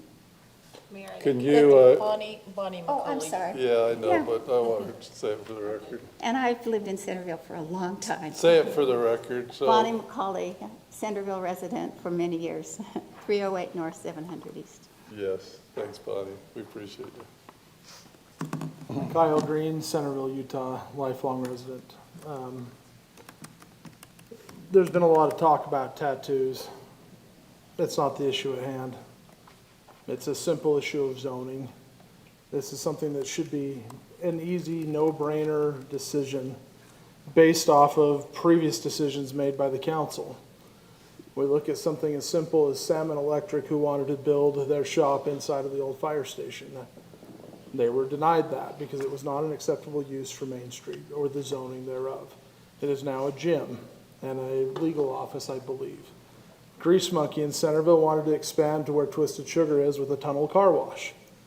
It was not acceptable, or the restrictions from the zoning were too cost prohibitive to make that change. It's now a Twisted Sugar. The auto dealership that's over here on the corner across from the car wash in Maverick is not allowed to do body work. They're not allowed to paint. They're not allowed to do touch-up because of the fumes are noxious to the neighbors. That's part of the ordinance. Even though it's a grandfathered use, there are restrictions. The Maverick that just closed, if they hold that property for a year, the grandfathered clause of being a gas station will go away and that building will have to be something else. It won't be able to be a gas station because it's no longer an acceptable use to the general plan. If you look at, I actually looked at buying the dealership lot on the corner for some business things, but because of the restrictions to the zoning, it didn't make sense to our business plan to pursue that property. Just like any of these other things like on that property, they're not allowed to unload cars on the side street. All car loading and unloading had to take place within the confines of the parking lot. There are restrictions in zoning to every property on Main Street. Just because I want to do something doesn't mean that the zoning should be changed. Just because it's part of my new business plan doesn't necessarily mean that's part of the zoning plan. If I look at my family's property at the top of Parish Lane, we have 5 acres that are sitting there. A lot of people have asked, what's going to happen with that ground? The city looked at it as a cemetery. Developers have looked at it for housing. You know, if I really wanted to maximize profits, 15-story high-rise luxury apartments would actually make a ton of money with that sunset view. It's not zoned for that, nor will it be changed to be zoned for that because it doesn't fit the fill and neighborhood and zoning that has been put in place for that property. This is a simple zoning issue. Just like anything else, just like the fact that at my home, I can't put a garage right on the property line, despite my neighbors being that way. They were grandfathered in. Mine would have to be set back at least 5 feet, not 18 inches, not using it as a wall for the side of my property. Those zoning changes have affected me, but they were put in place by votes of this council, votes of the people. This type of rezone for a very specific niche market for a very specific property is not something that should be taken lightly. Spot zoning has never been a good idea. It never ends well. Quite frankly, I'm surprised that Lisa's not here for this conversation.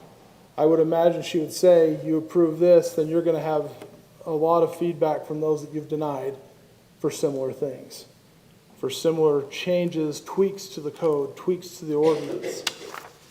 The property she was referring to, I assume, is the Handy Andy property down here at the bottom of Porter Lane. They came in looking for a rezone for a senior assisted living center, and as soon as they got the rezone, they walked away. Down across from the Maverick on the corner, the Wright Development Group came in and said, we want to build a hotel and apartments, but we want apartments first. The council was smart enough to say no. We want you guys to prove your salt and actually go through with what you're telling us you're going to do so that you don't just get done with the apartments and go, well, the hotel doesn't make sense, we want more apartments. Just like happened down with Megaplex. It was supposed to be a Fat Cats, restaurant pads and other things. It quickly was changed after the theater was built. They got what they wanted and they moved on. I'm not saying that there's anything wrong with tattoos at all. In fact, if you want one, great. I've always said if I was going to get one, I'd do a twisted barbed wire tat on my bicep that stretched when I flex. I know, I'm going that route. That's how I feel about it. But those things are personal, and those are things that they can still do. They can sell those expressions. This isn't a matter of tattoos. It's a matter of zoning.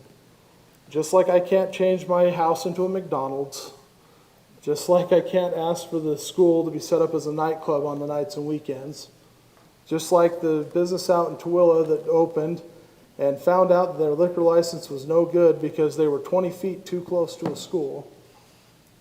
those things have impact. Zoning has impact in a community.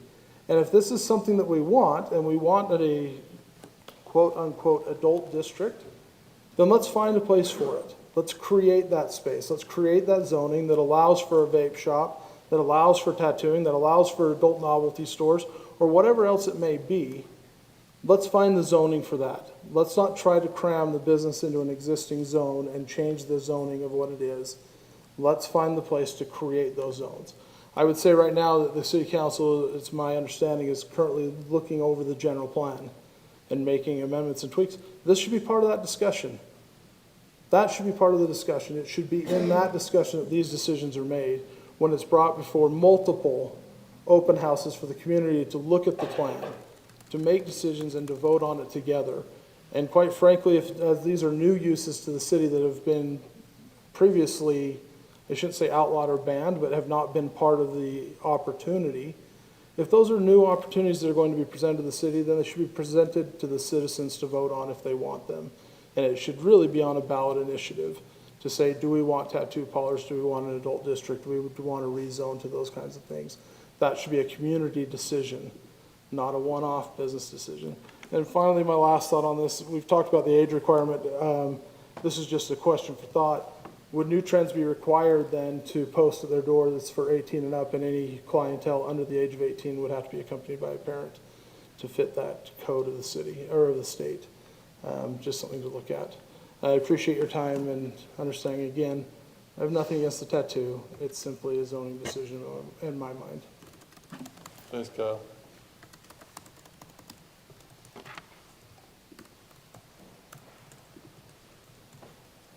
So guys, good evening. I'm Todd Light, resident of Bountiful. Is that okay? Yeah. No. You guys are rivals. Yeah. A caveat, I do coach youth sports here. You're good then, Todd, if it's sports. So I believe we're talking about fine lining, tattooing, not vape shops or liquor shops. And the gentleman that was just up talking about that it's just a zoning issue, it sounds like to me that we're using the zoning as kind of an excuse because of some of our beliefs, is what it seems to me. And I'm sorry that if you were unable to get a business to pass through because of zoning. But I know that I'm not going to change anyone's subjective opinion on tattoos, and that's not my goal. I just want to share a few thoughts. I guess the first one is, who do you think is going to be getting these tattoos? It's not the riffraff that some may believe. I can assure you they're not going to be traveling to Centerville, Main Street to pay $200 for a little fine line tattoo. The people that are going to be getting tattoos are people, many people in this room. It's teachers. It's role models for people that are, for your children. To me, what's worse, teaching our kids to judge those that have a fine line tattoo or those that actually have a fine line tattoo. When it comes to age requirements, yes, there is an age requirement for tattooing, but there also is for voting. So what?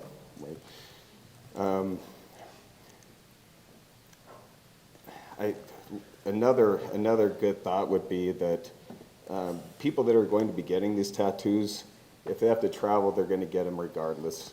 So why not? There's going to be a small impact on the economy here with the business license and collecting taxes. So I'm not sure why we wouldn't want that.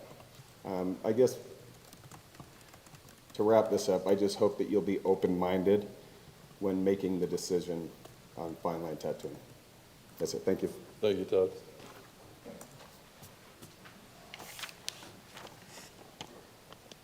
How you guys doing tonight? My name's Al Harrison. Born and raised in Bountiful. Currently live in Centerville, right across the freeway over by Megaplex. Let's say your name again. Did you get it? Al Harrison. Al Harrison. Okay, great. Thanks. One of the things I wanted to bring up real quick before I started was, a lot of people have said tonight that this is a zoning issue. I'm not going to sit here and pretend to you that I understand zoning. I'm 23 years old. I've had a lot of stuff other in my life that I've thought about than zoning. But I was born and raised in Bountiful, about a block west of Viewmont High School. I've been in this community my entire life. I got my first tattoo at 18 years old. Like I said, I've been in this community my entire life. If we're gonna sit here and act and pretend like people in this community don't judge others because of the decisions they make on their body, it's gonna be a really interesting conversation because I've lived with it for the last 5 years. You walk into Dick's right over there, you get the eyeballs, you get people questioning you. It's just how it is. And that's something that we need to take in consideration. A little bit of backstory real quick. Like I said, I was born and raised here, attended Viewmont High School. My 4 years there, I was a 4-year starter for the football team, earned several all-state, all-region accolades. I was the #1 rated offensive lineman coming out of the state in 2020. I was a top 5 recruit, held 10+ Division I offers from everywhere from Utah to Oregon to SC to Alabama. I chose to make my decision to go to Utah. I've been there for the last 4 years. I've loved my time there. But something I'd also like to point out is this isn't 20, 30 years ago. People who are getting tattoos are not biker gangs, outlaws. In my 4 years at Utah, I've completed my bachelor's degree. I'm currently midway through my master's degree in occupational health and safety. I'm a multiple-year Dean's List student, multiple-year academic honor roll, and I have tattoos. These are the type of people that you will see in today's universe that have tattoos. Doctors, lawyers, people like that.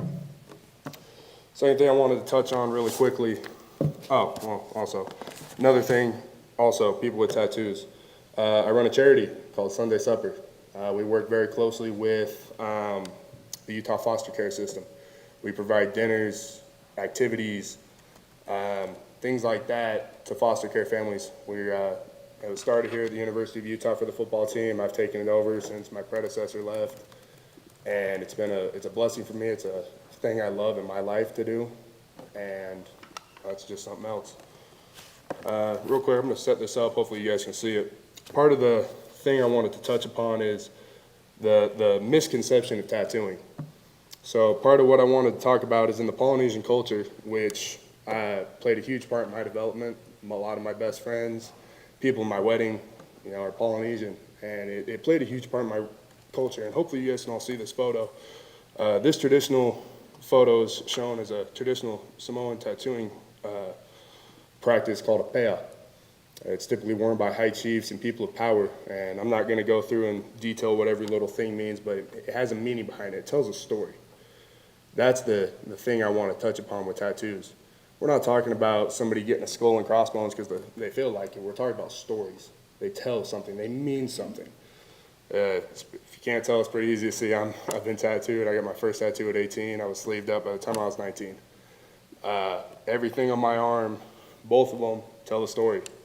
From my mom's birthday on my left, the woman who raised me as a single mother from 8 years old on, all the way to, the mountain scene on my right arm. You walk outside my aunt and uncle's house in Beaver, Utah, a place I love very dearly. I've spent a lot of time in my life. That's the mountain scene you see, all the way up to the cross that sits on my arm with the cowboy hat on it. Shows, it's my homage to the western part of my life that, my family's grown up in. It's instilled in me.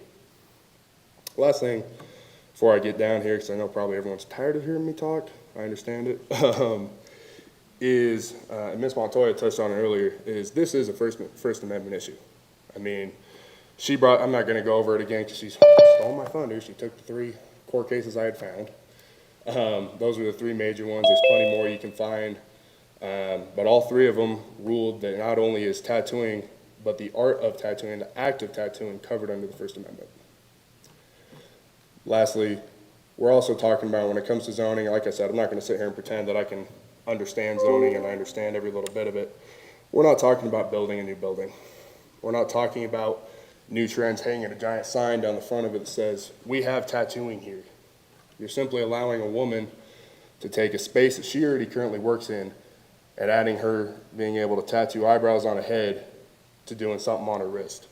Now, I'm not going to say that I can understand that, if this is something you can make a case-by-case basis, I don't know. I'm not going to sit here and act like I understand all of it. But in my opinion, are we really gonna make that big a difference from right here on my head to right here on my wrist? That's what I come down and look at it as. Are we making a difference of, what is that, a foot between your head and your wrist? Is it really that big of a difference? I don't know. Appreciate y'all for listening tonight. Thank you. Thank you.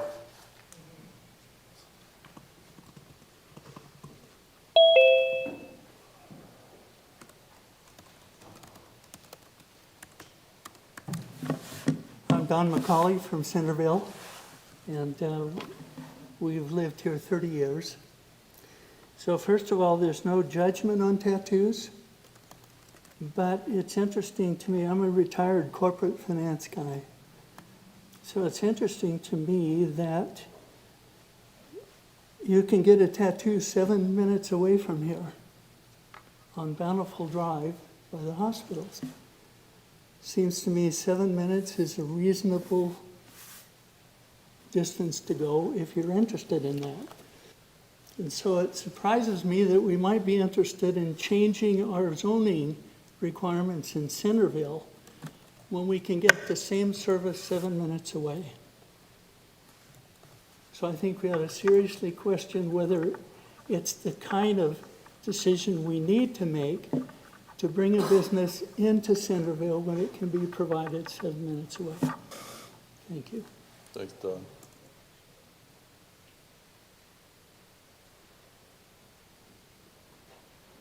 And it gets 5 stars, by the way.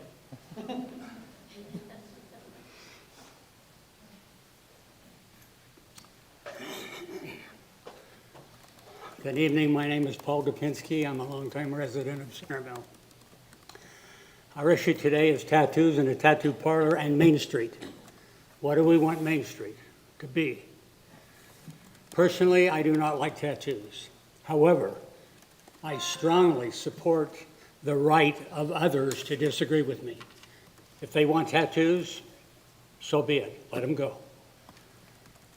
Tattoo parlors. Do we really want that on our Main Street? See, the company that is asking to have the zoning change has indicated that they would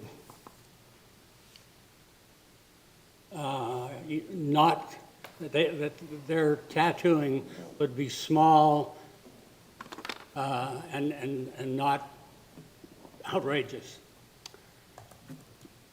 However, if we change the zone to let one person come in, one business come in, this is not a one-time happening, one size fits all.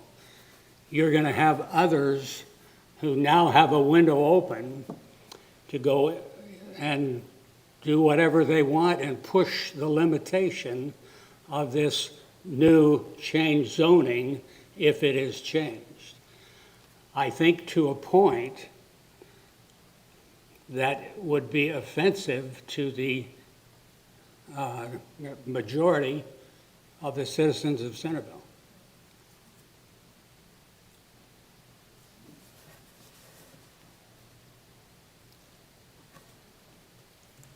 If it were to be put on a vote, an initiative ballot, I think this issue would be defeated here in Centerville. There are other zones in Centerville where such a business can take place. I do not think it's a good thing on Main Street where it would be in close proximities to elementary and junior high schools. So I think you should consider the potential long-range consequences if we do change this zoning. Thank you. Thank you, Paul.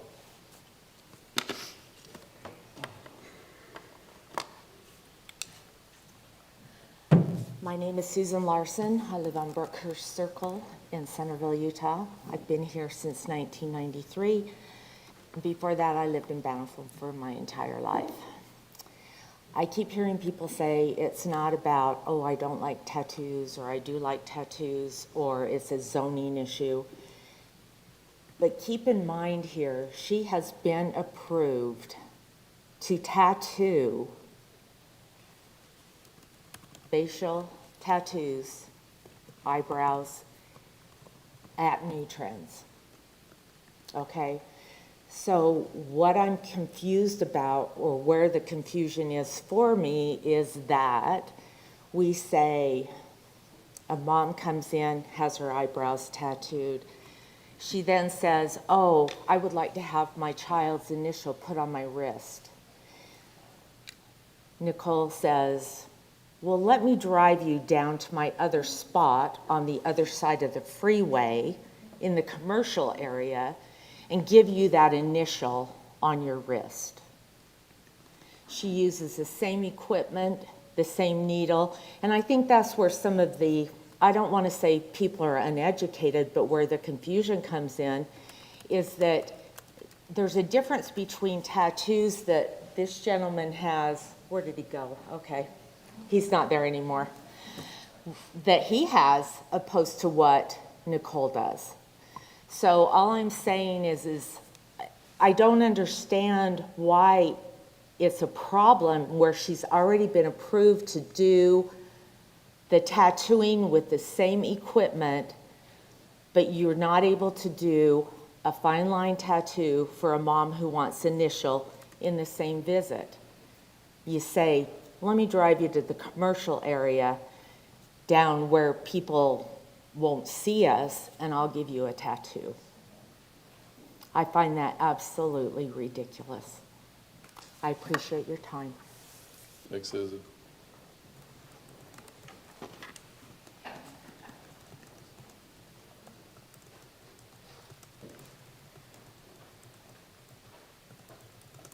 So my name's Heather Healy, and I live on 2025 North in Centerville. And as I've sat and listened to the back and forth, I don't think anybody has an issue with Nicole. I don't think most of us have an issue with what Nicole wants to be doing. Our issue is what happens after Nicole. Okay, so we allow her to do the fine line tattoos in New Trends. Great, she's using the same equipment, she's using the same needles. I get that, but then what happens to the next person who wants to come in after Nicole and put something in as well? What do we do then? So for me, I think it goes back to it's a zoning issue across the board. Is this something we want to allow across the board on Main Street? Kyle brought up the Maverick on Main Street. It can no longer be a gas station. So what's to stop someone from buying Maverick and saying, I want to put in a body art studio in the Maverick on Main Street? And so again, I don't think it's not an issue with Nicole. It's not an issue with what it is she's doing, the needles she's using. It's what do we want moving forward from here? Thank you. Thanks, Heather.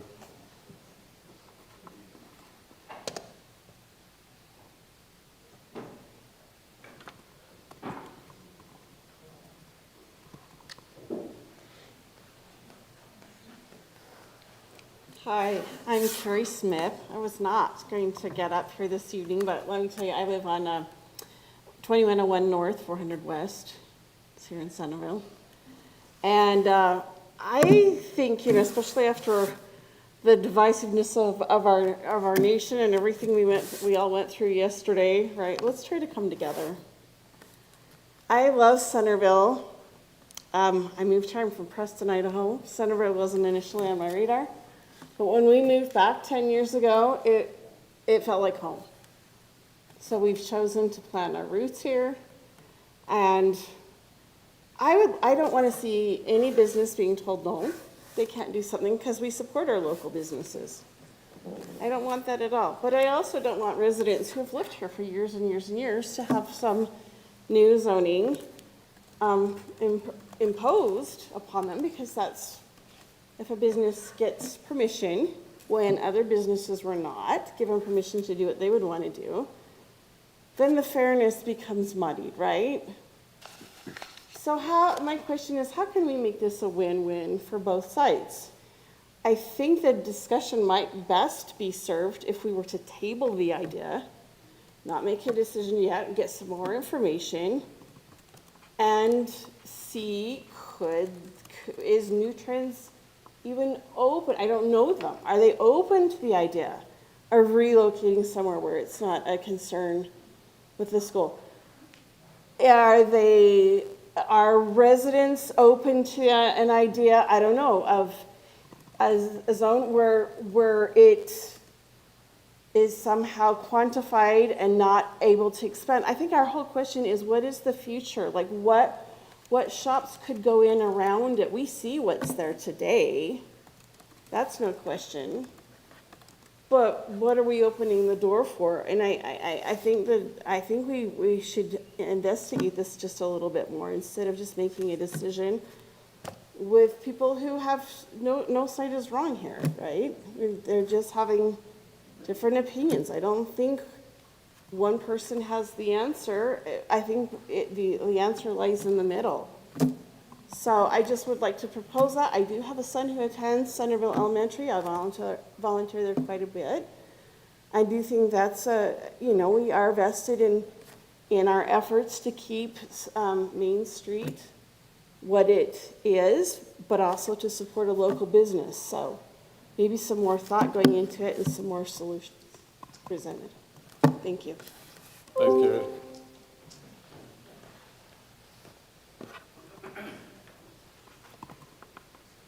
Chris Plummer, 88 West 50 South, right across the street here. I would ask, and I've been here, I was a first year student at Reading Elementary when it opened, so I've been here a long time. And I've seen the city evolve, and we're doing good, and I really respect what Centerville's done. And I've lived all over the Salt Lake Valley. What does this decision do? It does seem like a zoning issue. What happens when we rezone, not 10 years from now, 30 years from now when my kids are growing up and they have their own kids? So what does that street look like? What does that district look like with a zoning decision that allows for that type of stuff over time when people, their natural tendency is to push on the boundaries and to see what they can do? And love Bountiful, but we don't need it to be Bountiful. We don't want it to be Salt Lake. We like Centerville. So that's all. Thanks, Chris.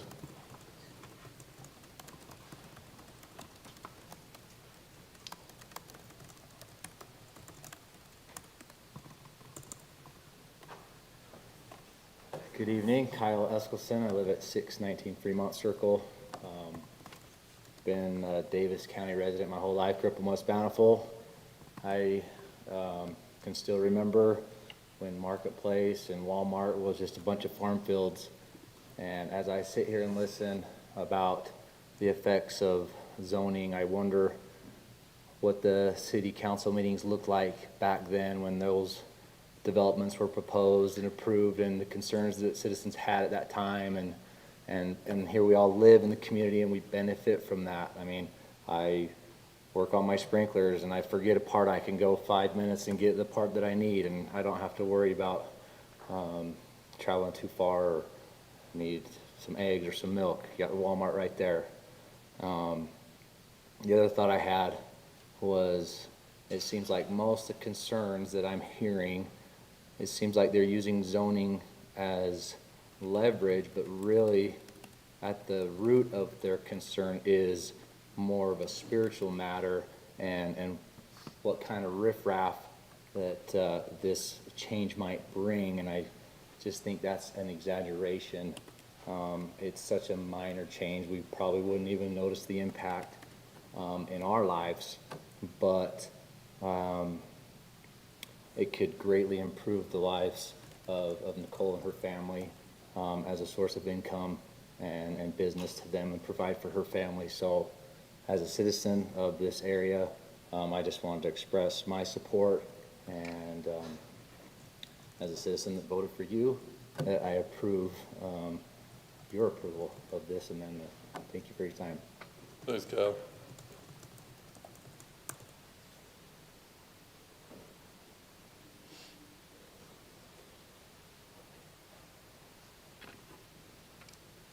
Blair Keddington, lived in Centerville for 30 years, lived in Bountiful the rest of my life.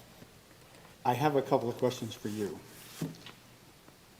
In this decision, can you be specific and define what is allowed?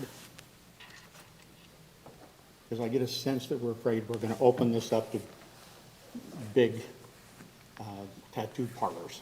That's not what she's asking for. Can you, in the definition, control that? Yes? So then why are we worried that it will open up to that? Because if somebody was to want to do that, they would have to come before you and ask for that. She's not asking for that. She's asking for fine line work, not for a parlor, a tattoo parlor. Yes, it might open the door that somebody might come ask, but they do have to come to you to do that. So I'm not sure what all the fear is that this is going to attract all of these others when you have control of that, if I'm not mistaken.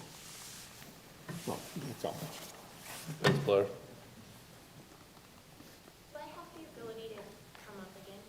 You will after the comments. Yeah, Exercise that, right? both staff and, Debbie Randall again. the applicant. Yeah, Debbie. My sister with mental illness and tattoos I love her. My brother, who is a veteran with his tattoos, I love him. They never had the expectation to go to Main Street in Centerville that is preserved, and it is zoning. They never had the expectation that they could go to Centerville Main Street to get those tattoos. They never complained about it. It is available in appropriate zones in other cities. They don't have them in their historic Main Street. I am not against tattoos. I am here because of the zoning, and I love my siblings dearly. Thanks.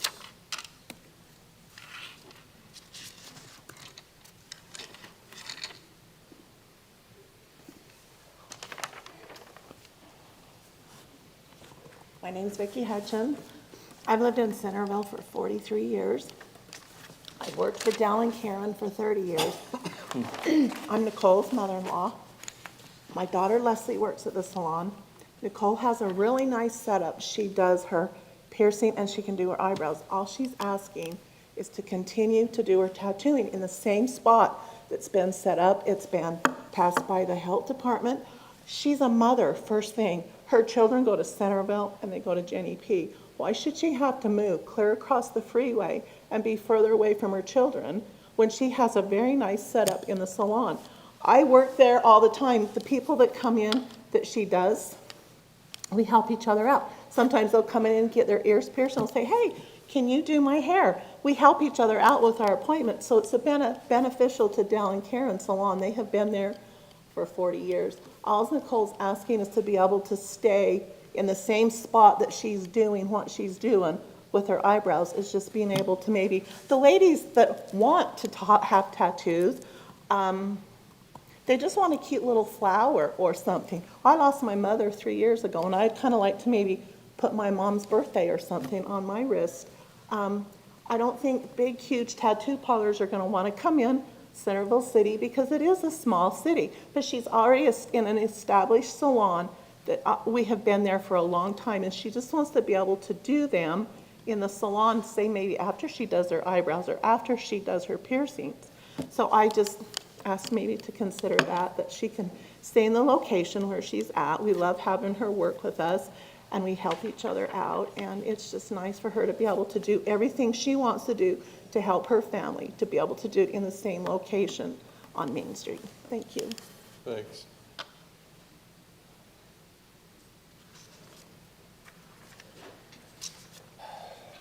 Al Harrison, I apologize, I'm up here again.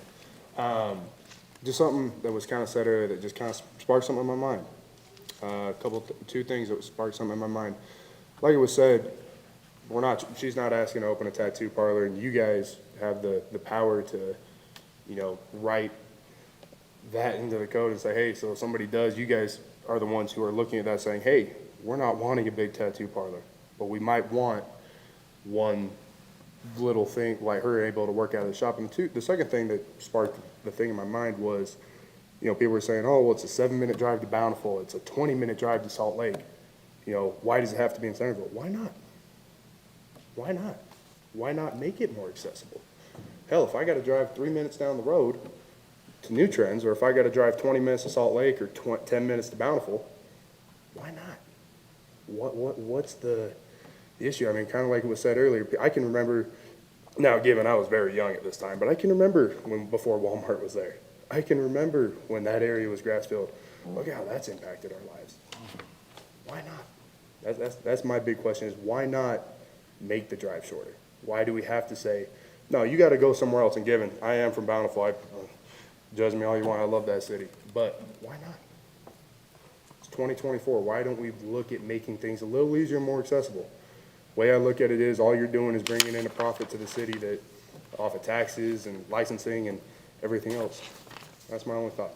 Why not?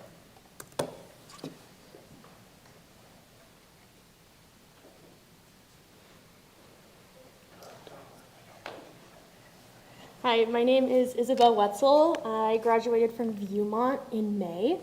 So I would love to kind of get up here and speak for our younger generation.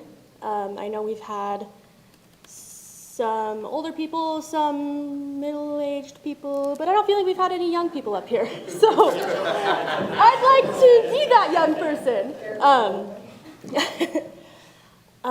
So my main thing is for Nicole, she's already in this building, and we have this Main Street, and it's awesome, and it's great, and it's beautiful. And when we're adding something into a pre-existing building, the kids walking down the street aren't gonna walk past this, you know, big bar with flashing lights and something like that. If any of you have seen New Trends, it's just a brown building. It's nothing, you know, we're not adding some electric signs that are saying, come get tattoos. No.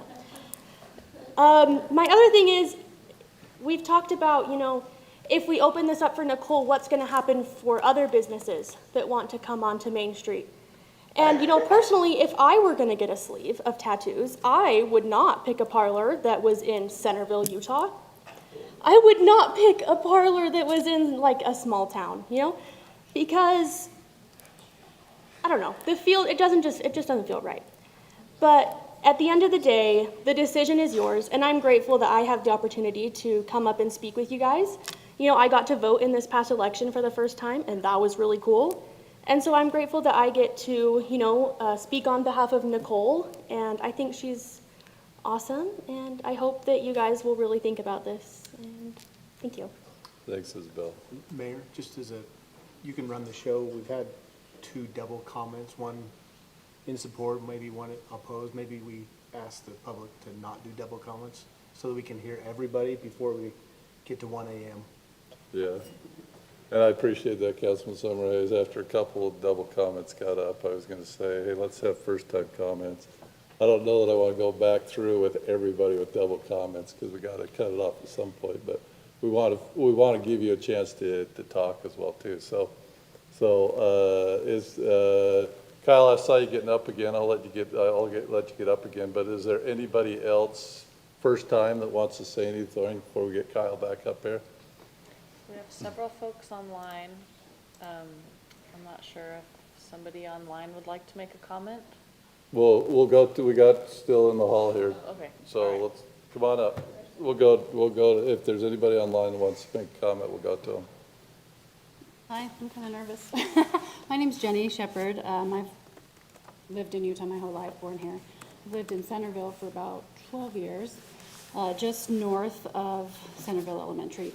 That's where I met Nicole, just by my volunteer work there. That's where my kids go to school. And I'd never been to New Trend Salon. I've passed it a lot. And I had been wanting to get a piercing, and I saw the sign up there that said piercings. And I called, and I saw the number on my phone. It said Nicole, and I thought, oh, did I call the wrong number? She goes, no, that's me. I'm doing piercings now. And I thought, how wonderful, because now I don't have to go into Salt Lake and be with someone I don't know. I can go and support a friend and be comfortable. Speaking of comfortable, when I walked in, it's quaint, just like what everybody's been talking about here. in Centerville. It's I'm shaking. It's a beautiful little salon. I'm happy to have finally gone in there. I'm actually looking for someone new to do my hair, so who knows? They might gain another client in a different way. It was a lovely setting. It was clean, and it was not quite what I'm hearing concerns about children walking by and seeing seedy things. In fact, her space is private. There's doors that close to it so that all of the other patrons that are getting their hair done and things like that, they're not watching a piercing or even makeup artistry or small tattoos. I just wanted to express my support for her because I think that, especially right now, support for people trying to make a living and being a business owner is really important. People need that, and they need support. And it's one of the things that I feel like our community brags about, is supporting that type of work. Anyway, I'm happy to have it in the community, and I hope that she's allowed to make the most minor tweak to her practice. Thank you. Thanks, Jenny. Anybody else first time before I check online, or I promised Kyle I'd let him come back up again too. Anybody else first time?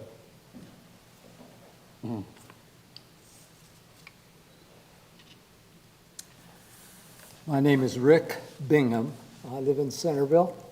Just completed 45 years as a resident, and things have changed in Centerville a lot. We used to have one stoplight in Centerville to get to the freeway. Now there's 6. So things do change.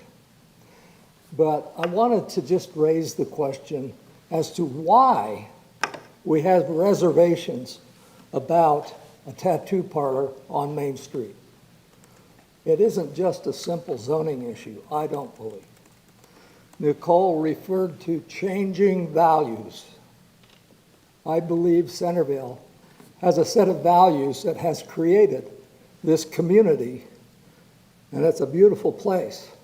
It's a great place to raise a family. And I think we need to take a close look at those values. And if having a tattoo parlor on Main Street is outside of those values. I believe our bodies are sacred territory. And I view tattoos as a desecration of our bodies. I have 6 children, one of which has a tattoo. I have 20 grandchildren, 3 of which have tattoos. I do not love them any less. I do not love you any less because you have family tattooed down your arm. I want you to know I love you. Okay? So I think we need to promote a culture of love in this community and respect the values upon which it was founded. And I just want to leave that thought with you. Why are we having this discussion? What are the values that our city was founded upon? And do we want to perpetuate those values, or do we want to move those values outside of what has created a beautiful city? Thank you. Thanks, Rick. We want first timers still, okay? We got to cut this off at some point, but we want those that want to speak, we want to give a chance. Is there any more first timers before I check for the first timers online? Is there comments that they want to, Jennifer, anybody online that wants to make a comment? I have someone that made a text comment. Would anybody like to turn on their microphone and make a comment on Zoom? People leaving as you ask the question. And Mayor, it looks like there's some comments in the comment section. Yeah, can we read Either those? those are read to us, Do you want me to read the chat? probably. Are these comments from people that are listening right now, though? Yeah, they're on Zoom. Because we don't normally necessarily bring in emails. We've received emails over the last week. Okay, that's a good point. And So I don't hopefully know you've how- all read those. But if they're, It's up to you. They are. if it's presently live. Yeah, they're yes, it's- live. They're on Zoom participating, and someone sent Okay. a message in the chat. So, yes, please read it. Okay, my name is Nicole Lamb, and I live at 256 Caravella Lane. While I respect that the business owner is a responsible and talented artist, I would like to state that I do not want a tattoo service offered in the city of Centerville. I hope the request is denied. I understand the current service is fine line tattoos, but I have current concerns that the type of tattoo being offered would not be maintained over time if the city changes the zoning and permits this type of business.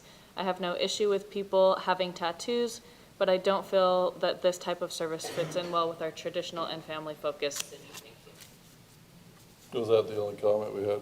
Yeah. Okay. And nobody wants to speak that's on there?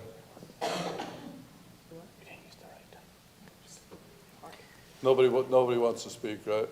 If anyone would like to speak, you can unmute now. I'm not seeing anybody unmute. Okay. Do we have anybody else here in the audience that hasn't spoke that wants to come up? So we give everybody an opportunity that wants to speak. Okay, so you two make your comments short, and then we'll see where we're at that point in time. Dale McIntyre, Centerville. Rick, while you have a good argument about our values, I'd like to suggest that really this is something where our city council is restricted in their choices by law, and they must examine the issue of zoning before they look at values. Unless those values change, the zoning which has been set up according to the city plan. Are you relevant still, Kyle, or what you want to say? There's just a couple of things that were said throughout the night that I want to address. The first of which was there was a comment made about whisperings amongst the council. The city council are citizens of Centerville, and they have the right to speak and talk with other people outside of city council about their opinions and about things that are here. As long as they're not two or more gathered together, it's not a quorum. And they're entitled to their opinion and to discuss it and to bring it to the public's knowledge if there's a topic of debate. The second, to call into question people's character and or their statements or insinuating that they have a belief different from what they've stated is not something we should get in the habit of doing. Every person is entitled to their opinion. Every person is entitled to make their thoughts known, and without looking for ulterior motives or whether or not, as was insinuated, if they're LDS or if they have a church affiliation. That has nothing to do with these issues. These issues are civic issues, and they're being discussed as civic issues. Now, people's backgrounds do shape their thought processes. As we've heard tonight, there are stories of many about what their tattoo means to them or what their experience was growing up in Bountiful or Centerville. We are all shaped by those things, but those are not what should be considered as fact or as determining factors as to why decisions are made. They should be made on the facts and on the issues of things like zoning. I've heard many times, well, she uses the same tools that she uses for the other things. Well, that's fine. Then I would like to change my house to a nightclub.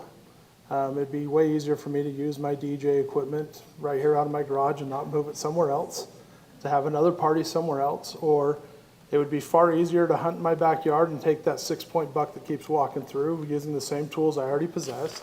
These are straw arguments. They're silly. This is about the zoning. I mean, it's obviously, I'm making bombastic statements of saying these things. They're ridiculous. It's in the same vein. We're looking at the zoning. We're looking at the law. We're looking at what has been done historically and what will be done going forward. And the rest of it is just hyperbole. The rest of it is just not the basis of fact. Thank you. Okay, this is where we're headed with this, okay? If there's no other comments from first-time people, I will be closing the public hearing. And the process is, after closing the public hearing, is that the applicant has a chance to respond to what was said, and staff does as well too.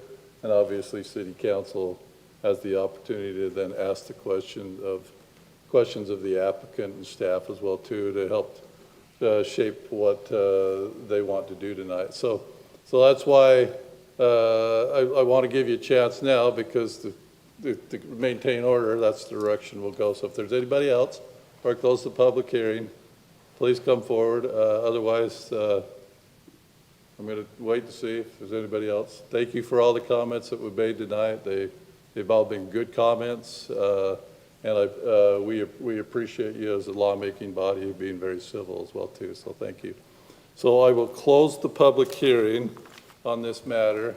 And as I said, the order is that the applicant has a chance to come up and respond to what's been said by public comment, and then staff does as well too. Okay, I tried to make notes as I heard things, so forgive me if I'm a little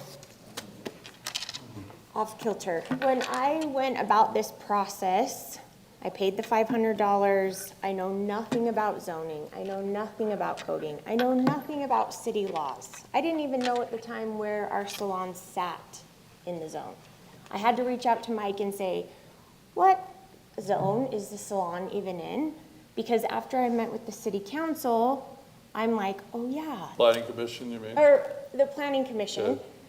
I'm like, I probably should have just asked for it to be put in a medium zone, or, which would have been easier and probably not caused so much trouble, was to ask to amend, and maybe I'm saying this wrong, but the zoning code for the personal care service. So that is right now where the permanent makeup sits, I believe, is permanent cosmetics, is under the personal care service. I'm hearing a lot of people saying, well, I want to maintain Main Street. Okay, well, the people that want to maintain Main Street maybe should have come and talked to you guys about the fact that there's a business called Bare Body Wax on the corner, right there by the pizza place. I'm not asking to hang signage. I'm not asking to have flashing lights like she said. If we want to talk about our children walking home from school, we have New Trend Salon, which most people that come in there say to me, sorry, Dale and Karen, we didn't even know this place existed. It doesn't look like anyone's ever here, although we are usually there. But to me, it's more offensive for a child to be walking by a place where Emma, the cross guard, crosses hundreds of kids a day that says Bare Body Wax. That's more offensive to me than New Trend Salon. So if I should have asked for the personal services code to be amended to include fine line tattooing, then that's what I should have done, and that was my wrong. But also, I know nothing about city coding. I know nothing about laws. So I guess my question is I'm already tattooing on Main Street. Did anybody in this room know that? I'm already tattooing eyebrows and freckles and eyeliner and lips. I'm already doing that.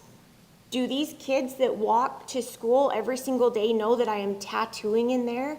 I have mothers bringing their children to their appointments. And I'm not sure who said it, but you cannot legally get a tattoo in the state of Utah if you are under 18. Even if you have a parent's signature, you cannot do it. So to the question of, am I going to have a sign that says no one under the age of 18 allowed? No, because I'm not required to do that right now when I'm already tattooing people's faces. It makes no sense. So I also heard you guys, somebody made a comment about, about people wanting to come in and maybe put a tattoo parlor on Main Street where the Maverick was. They will not be able, if we amend a code to let me fine line tattoo under personal services, they can't. That doesn't mean that we're going to open all of Main Street up to 17 tattoo parlors. They then have to come before you guys again, pay the $500, and tell you, I want to open a tattoo parlor. I'm not asking to open a tattoo parlor.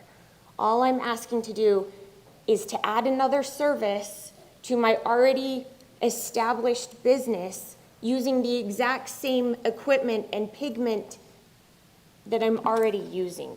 So, the permanent cosmetics is a controlled insertion of pigment into the skin. as the means of producing designs that resemble makeup, such as eyebrows, eyelining, other natural enhancing things. If you go down, these are all found on the Centerville City website. If you want to call it a tattoo establishment, which I'm not asking for, it's affixing a permanent mark or design under the skin. These are the exact same things. So I guess what I'm saying is if I came to you guys or the Planning Commission and I asked for it wrong, then that's on me. But I'm asking for fine line tattooing to be added under the personal services code so that I can just, I don't know. And I'm not asking for you guys to just change it for me. I understand. I also don't necessarily want a tattoo parlor, but I think it's kind of discriminatory for people to assume that because there's a tattoo parlor or because someone's performing tattoos that we're going to get a vape shop and an adult novelty store because those things all go together. So again, if somebody wants a tattoo parlor, they're going to have to come before you guys again. A freestanding tattoo parlor, I can assure you that if you change the zoning or the coding around permanent or personal services, you're not going to get someone that wants to work in a salon where permanent makeup is already being applied doing full sleeves like this gentleman over here has. Thank you. Thanks, Nicole. Okay. Oh, do you have questions? I'm sorry. Council, before Nicole sits, any questions for her? Because I don't have any for her, but I have 2 or 3 for Mike, and I want to get him up here. Do you have questions for her? Only one. You may have later, but. I just have trying to keep one this when we were organized. talking about that, because I don't think it's true, but you don't have to be 18 to go into a tattoo parlor.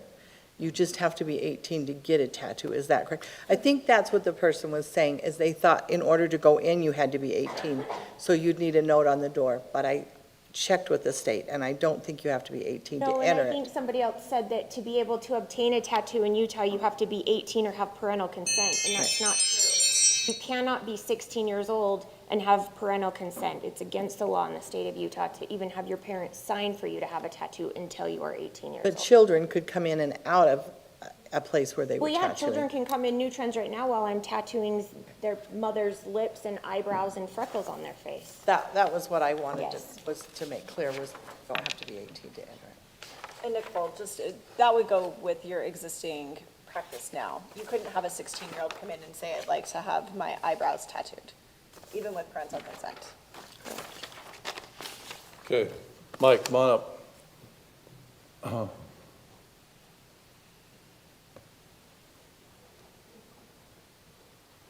So Mike, the council probably has questions for you. I have 2 questions for you, okay? Number 1, when's that dang general plan going to be done? Shooting for June. You'll have at the next city council meeting, we'll have Chris up here to do a presentation and a discussion with the council to get some feedback. Okay, now, I know that some zoning issues are bigger than others, okay? Yeah. But I do know recently that we had a property on Main Street that it was probably held off because we were waiting for the zoning, a general plan to finish, okay? That I know very well, okay, that happened because many of the people are selling it, so. Yeah. So, and I also know that when I was in my first year as mayor, that plumbing company that Kyle's talking about, they came to my office and they had an office on the west side, a good contributing business of our community. And I said, yeah, show that old fire station, that needs to be cleaned up. Bring me a plan. They bring me a plan, they spend the money. Council shot it down. I learned a lesson quick, okay? Because they didn't like the look of it, and they didn't like the change of the zoning just for that. And I can understand what they were thinking, okay? Unfortunately, Matt Layton bought it, and you had a CP from there.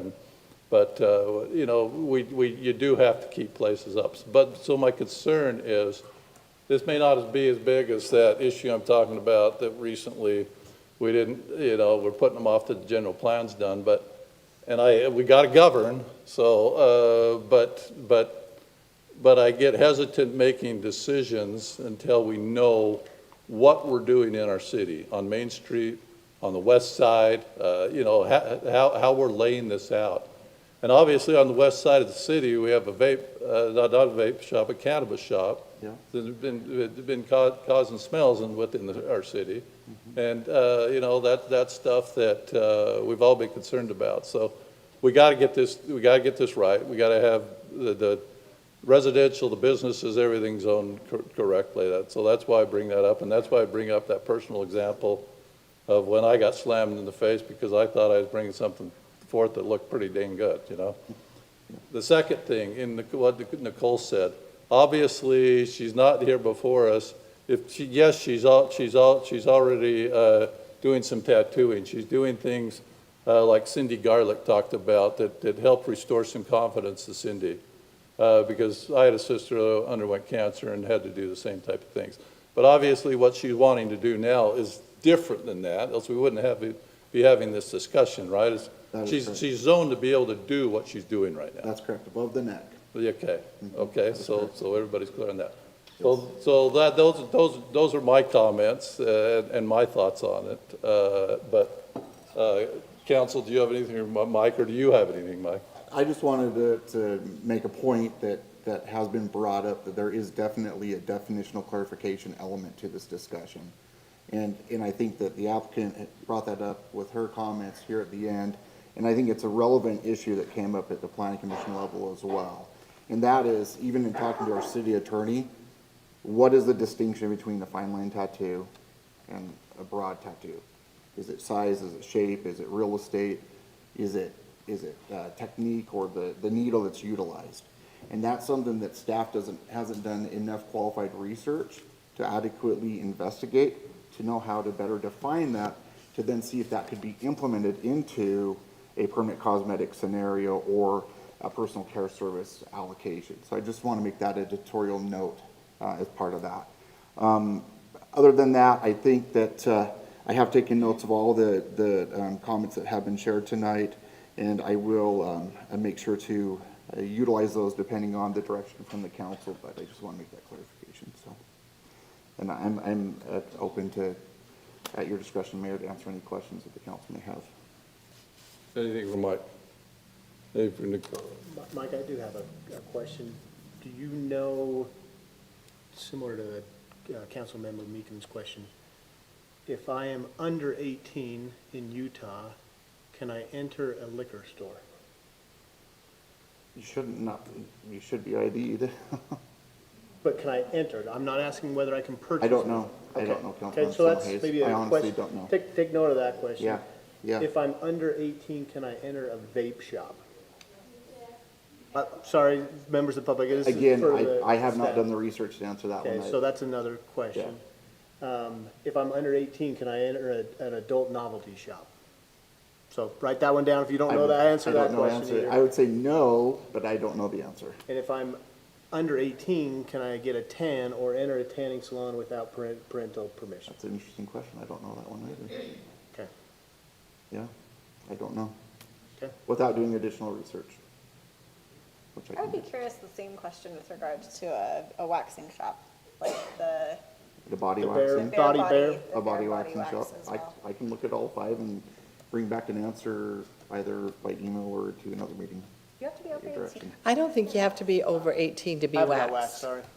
I Even can't answer full that Brazilian? question. I'm just curious. I've never thought about it before. Sorry, that's a question. Okay, any other questions for Mike? Okay, so I don't see council ask too many questions, so obviously. Oh, wait, I do have a question, Mayor, sorry. Okay.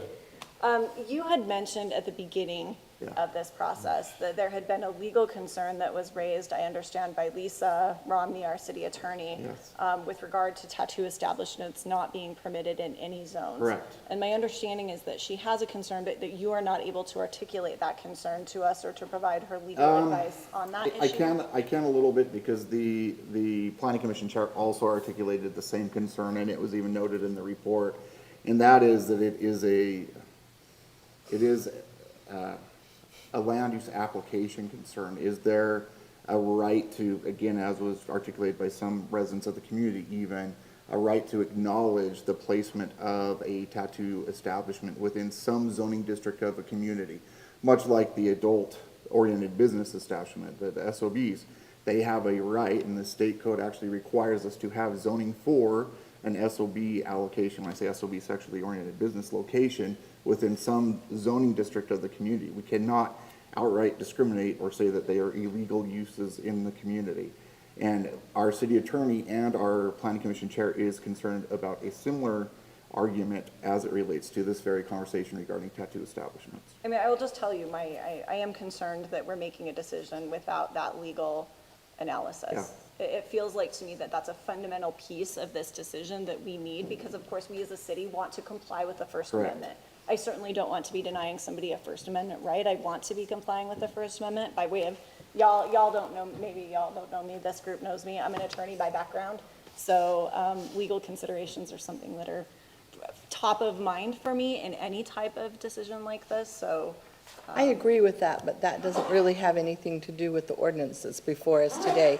If Lisa tells us, which I have absolutely no problem with and would support having a tattoo parlor in maybe a different area of Centerville, that would be something we would need to look at. If when Lisa comes, she says, okay, you guys, you need to open it up. Because like he says, we need a place for, I mean, they made us to do the same thing for the marijuana. So I know that we need an area that we can have it.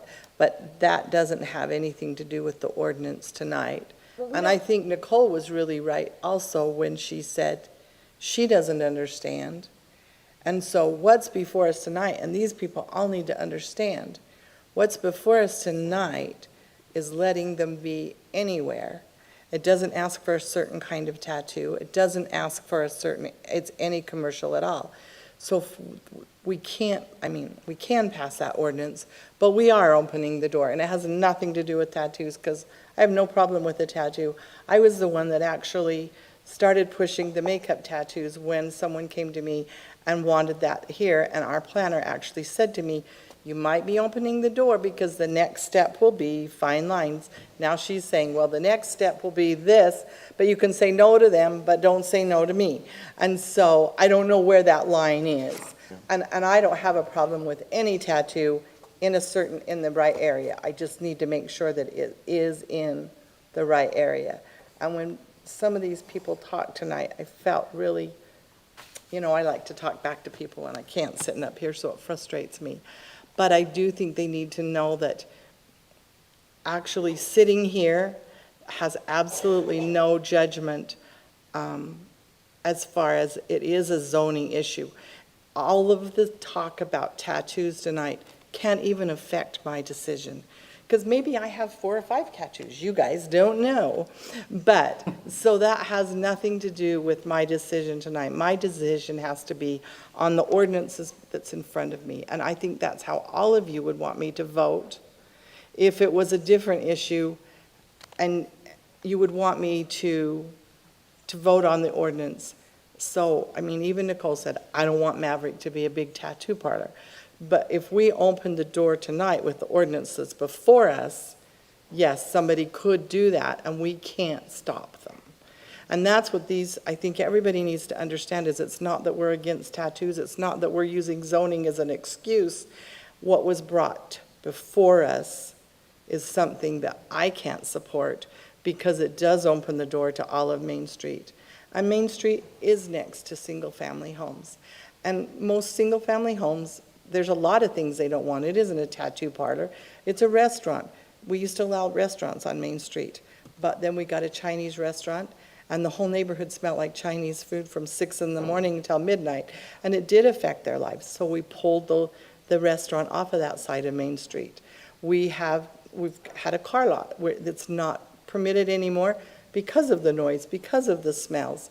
So, sometimes we trial and error with those kinds of things. But it is next to single-family homes, so we do need to be careful with it. But the problem is the ordinance that was brought to us tonight does not even do what Nicole wants it to do. It opens up not only Main Street, all of Parish Lane. I had someone call me, it opens up a piece of ground that the mayor was talking about over on the other side of the junior high. I mean, we're opening up this huge thing. On the other hand, if I could tell Nicole that she could go to Nutrans and do her little tattoos in the back room, I would have no problems with that. I've had my hair done at Nutrans many times. So, but I can't, and you wouldn't want me to be able to give it to Nicole and have you come in next week and say, well, we've already got one doing that, you can't do it. So we have to be careful. If we could just give it to Nicole, she's just doing a great thing, and she's what we want on our Main Street. She is a home business, but maybe that's not the kind of business we want. But the big problem is the ordinance that's been given to us as a council tonight is we can't do that because it's way too broad, it's way too open, and it has nothing to do with tattoos. I wouldn't vote for a restaurant, but and I wouldn't vote for, but if you brought a restaurant to me that has absolutely no smells, then maybe I could consider that. Mayor, I didn't mean to open the door to discussion yet. I know that that's still coming, and I apologize if I diverted that. My question specifically for you is because I think that there may be a presumption about what the legal opinion would be on this. And my understanding is that Lisa had raised a concern with regard to the particular application that has been made and has raised First Amendment concerns with regard to the particular zone in which this is. And my understanding is that maybe what you're suggesting to us is that we might want to get some information from Lisa about the legality and the First Amendment implications in particular with this. If you look at staff's report to the planning commission, I had articulated the same concern even in the. Thank you, Mike. My quick question, if we were, because I hear everybody, and I absolutely think that Nicole does represent what we really do want here as far as a business owner, of somebody that's doing something of service on Main Street, and already doing the tattoos there, how much time would you require to investigate, examine what the difference between fine line tattooing and the tattoo parlor, and how can we, what are we looking at as far as time that would be required for that? Fair question. This is just me making a shot at it, working with legal counsel, knowing how tenacious she is and knowing my own efforts. I would say probably 4 weeks, about a month to 6 weeks would be a fair timetable to do the information, get the research and information gathering, maybe reach out to Davis County Health Department, better understand how to differentiate between, again, to my initial commentary, the nature of what a fine line is, where are the boundaries of that, to then give a clear definition in the code, to then be able to interject it in the right definitional piece within the code. So yeah, I would say 4 to 6 weeks. Okay, thank you. My question on zoning, as I understand it, we're in, Nutrans is located in a CM zone. That is correct. Yeah. Commercial So that is correct. the discussion as to a couple of comments, Main Street being residential in nature, or it coming back to be only residential in nature. Residential is permitted or not in the CM zone? It is not permitted. But it is permitted on Main Street. That was my question. So It's permitted on Main Street. that wasn't my question. My question was, is it allowed in the CM zone? Let me pull up the matrix.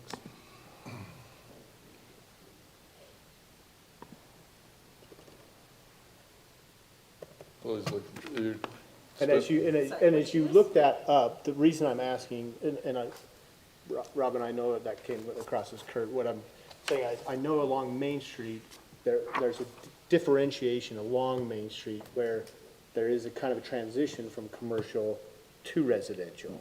No, when we changed the Main Street plan, we had people come in that were already living on Main Street, like the guy who, Sorry, maybe a non-conforming. no, it isn't non-conforming. That's why We I'm asking changed the it so question. that they could have it. The matrix does not currently show any residential use permitted in the commercial medium zone. Okay, and commercial medium extends from about which boundaries? And I should probably pull up the zoning map. I'm It so is sorry. from Porter Lane to 115 North. Okay. But what And about there's the a Main few Street overlay? interpieced thereafter. What about the Main Street overlay? I'm not aware of a Main Street overlay. There is the Dual Creek Historical District overlay, is that what you're referencing? There's a Main Street. No. Because we did it for Michael's Garage because they couldn't live in the house next to Michael's Garage. They owned the garage and they weren't allowed to live in the house, and the council changed it at that point in time. I don't even remember if I was on it. So that's, Council.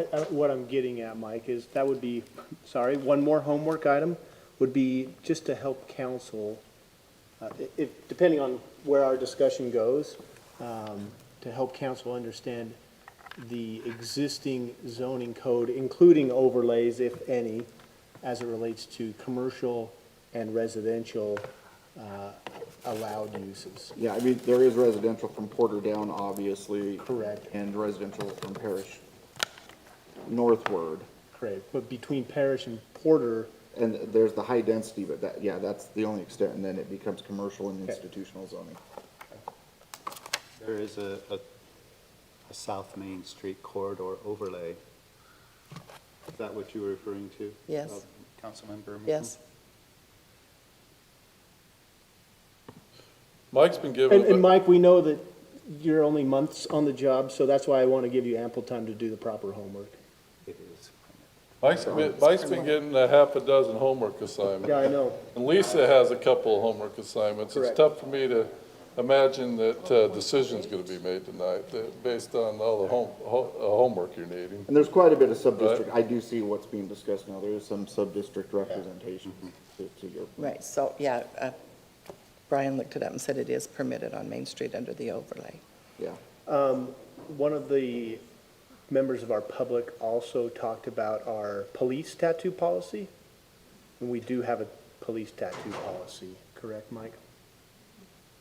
That might be a better question for the chief of. Chief, we do have, Yeah, we do. we do have a police tattoo policy, yes or no? Yes. Thank you. And when you wonder whether we love tattoos, we love our police, and they do not have to cover their tattoos. In certain instances, yes, they do.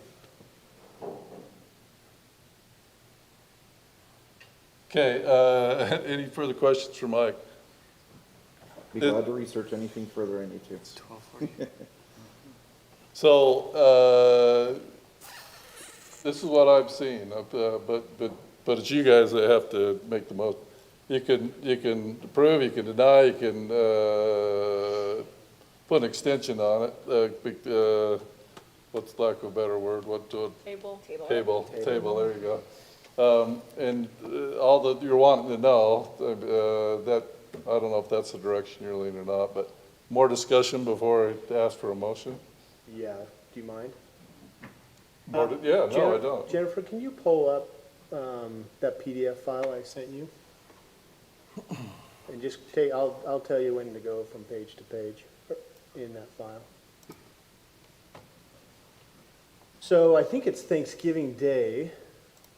Moana 2 will come out, and I'll take us on a little walk here. So these are storyboard sketches from the original storyboard artist from Moana. His name is David Derrick. He's a local from Farmington, and actually a childhood friend of mine. So go down to the next page. These are storyboard sketches from the song How Far I'll Go. Maybe you remember that personally, or your grandkids, or your own kids. Keep on scrolling down. Here's some more storyboard and what actually came about in the film. In part of the song, How Far I'll Go, they have a family tapa, what's called. So in Polynesian culture, Mr. Harrison referred to this a little bit, there is a little family storytelling that sometimes goes on through generations through these family tapas. He incorporated that, the lower photo of that is actually his family's tapa, and the photo, the image above it was what was inserted into the actual movie. So his family tapa is actually in the Moana movie. So scroll down one more. That is Dave Derrick, and that is his traditional cultural family tattoo. What's interesting about, and what maybe Al didn't know when he was talking about the Samoan heritage and the Polynesian background of tattoos, is the word tattoo in English is actually a transliteration of the Samoan word tatau. And obviously, that is a personal, emotional, connective symbol for Dave in his life. I bring that up because there's been some comments related to values and zoning, and is this a zoning decision, is this a value decision? And I believe that they're interconnected as any community creates a general plan. You can't disassociate the two of them because uses are placed in certain locations based off of how we live, how we work, how we interact with one another, and therefore values are connected to zoning. My personal opinion is that there have been historical social norms that have placed a taboo on tattoos. And so you may hear individuals like Mr. Bingham talking about desecration of bodies, etc., and that's okay to have that personal belief. What I've also heard is that we need to protect our family and our youth from being exposed. There are consequences as it relates to tattoos. But in any of my interactions, and I've responded to every email that's been sent to me over the last few days and week, I haven't been given any substantive facts or findings as to negative effects from receiving a tattoo. I've heard those are my personal findings, facts and findings. I've heard that's my opinion. I've heard not in my backyard, quote unquote. I've heard I feel that way, but I haven't received any facts and findings as to negative effects from tattoos, particularly contemporary, modern day applicability to that. Yeah, I work downtown. Downtown, within a less than a block area, you have the United Methodist Church, you have a bank, you have professional offices, a pizza joint, a salon, tacos, coffee, and a tattoo parlor or tattoo establishment. Parlor, I think that's from Clue or some Victorian room in a house. I don't even know what a parlor is. My point is that I can't sympathize with a public, at least at this point, unless I'm given facts and findings, that such an establishment, even if an individual can only get a tattoo if they're older than 18, how that is a negative effect for our community. If I want to go get healthcare services at the Centerville University of Utah Healthcare Clinic, I don't think my 10-year-old can go in there alone. If Maverick wasn't torn down, children could have walked in and walked past alcohol, cigarettes. I'm much more concerned about alcohol and cigarettes and vaping than I am a tattoo. Do I have tattoos? No, I don't have tattoos. But for me, it's been compelling to hear a personal, intimate evidence as to the importance of some of these tattoos. Do some people regret getting tattoos? Absolutely. Do people erase tattoos? Yes. In some cases, they don't.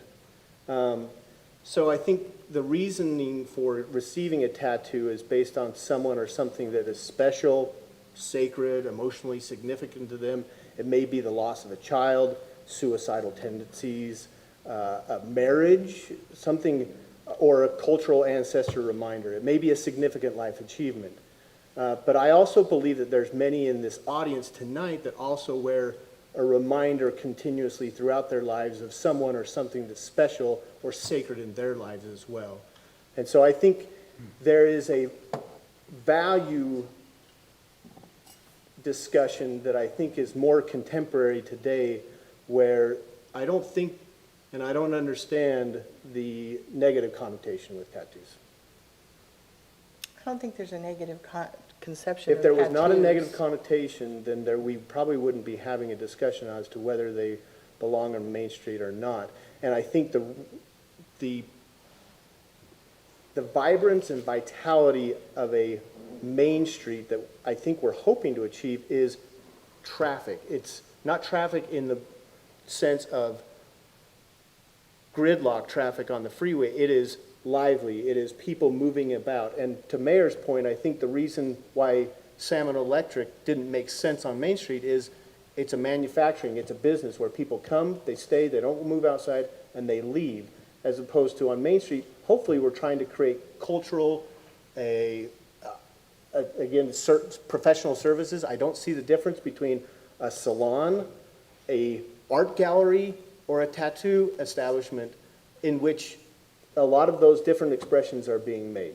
I could be totally wrong, and I'm happy for council members to disagree with me or members of the public, given substantive facts and findings.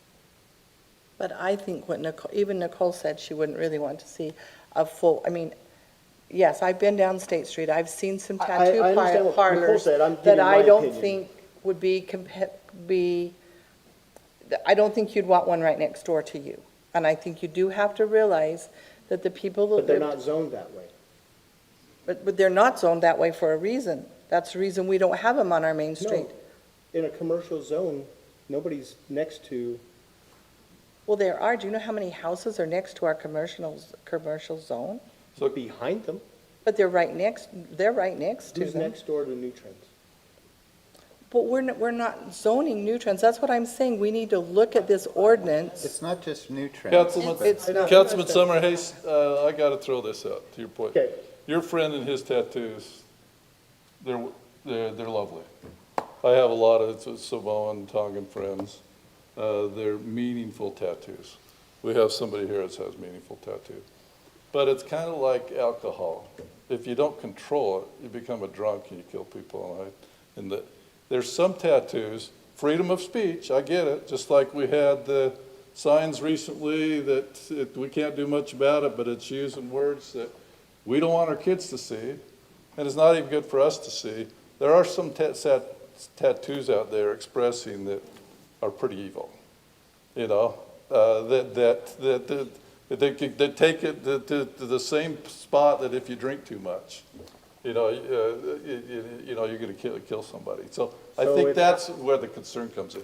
Tattoos done nicely and culture and tradition. That's what you just presented. That's what he presented. And I don't know get that it. we can enforce hate, again, to your point, Mayor, we can't enforce hate speech. So if somebody has a terrible hate-filled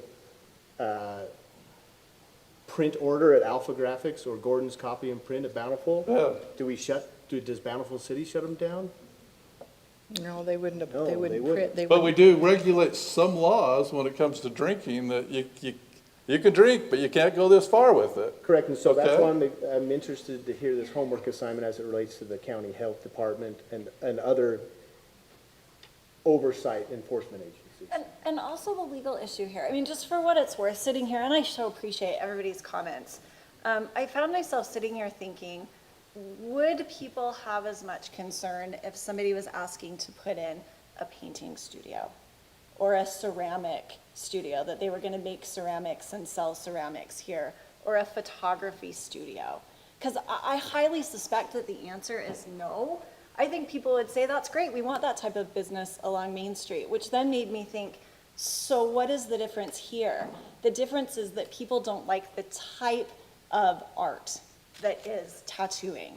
And in that respect, what we're talking about expression, which does make it different from a vape shop or an adult novelty shop or a liquor shop, because we are talking about protected speech that is protected by the First Amendment. And so for me, that's it's critical for me to understand from Lisa what the First Amendment ramifications are here, because I think that it does have a place in this particular issue, and I really want to understand what the nuance of that First Amendment law is before we make a decision. So yeah, I'm in favor of tabling. I don't mean to cut off discussion. No, that's I'm totally definitely in favor of tabling this one so that we can get a full understanding of what the law is on this one, and you have some other homework assignments. Well, and another thing I think we need to do is look at, West Bountiful only goes in commercial high.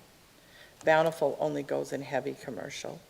North Salt Lake said that all of theirs are in their manufacturing zone. They realized that they maybe could go into another zone, so they're at the point of rewriting theirs. They also said that our makeup ordinance was so excellent that they are going to probably just copy that and not reinvent the wheel. But theirs is all with conditional use, so they won't put it if it's within so close to a school, a zone, a walking path, places kids are walking to school, a dance class, singing lessons. So there is a reason that all of these cities are saying they're not on their main street. You don't go over to downtown Bountiful and see them on their main street. So I'm just saying, yes, Nicole's isn't going to hurt anybody. She's in the back of Nutrients, and she isn't going to put a sign out. But we can't just give that to Nicole with the ordinance that we're looking at now and not have one that when you say is an art shop. There are tattoo shops, I think we would all agree in Salt Lake, that we probably don't want here in Maverick. So I think that's the difference, is there are different degrees of tattoo shops. There's different degrees of. There's different degrees of fast food. There is different degrees of fast food. But we put food But on once you Main Street. allow the fast food, we don't get to determine which kind of fast You are food. exactly right, and I think that's what Robin's saying. And I think I my- don't disagree with that at all. Okay, and I think my issue lies in the fact that, and some of you may disagree, that maybe it's our fault that we don't have the general plan done, but I don't understand why we're looking at one change to uses instead of looking at this collectively in the format of the general plan. Yeah. I'm not saying we can't find a way there, but it is so dependent on every other zone. I don't think we can cater to what a business wants without considering what we want our city to look like 20 to 30 years from now. Has nothing to do with what the request is. It has everything to do with that general plan should drive what our community looks like 20 to 30 years from now. So Gina, I like that approach, but a word of caution would be, implied in that statement is, are you putting a moratorium on any zoning requests from here on out? I'm not.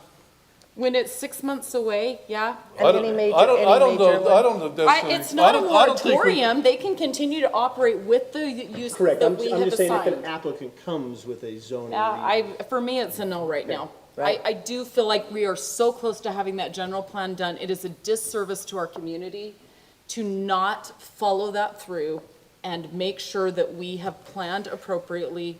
I don't have a problem with tattoos at all, but I do want to make sure that our uses match our neighborhoods and our areas. So if that's the case, is that another homework item for Mike to say, Yeah. what is the So are process we by which wanting- we're gonna go? So are we through a going to want to moratorium? table it, or do we want to?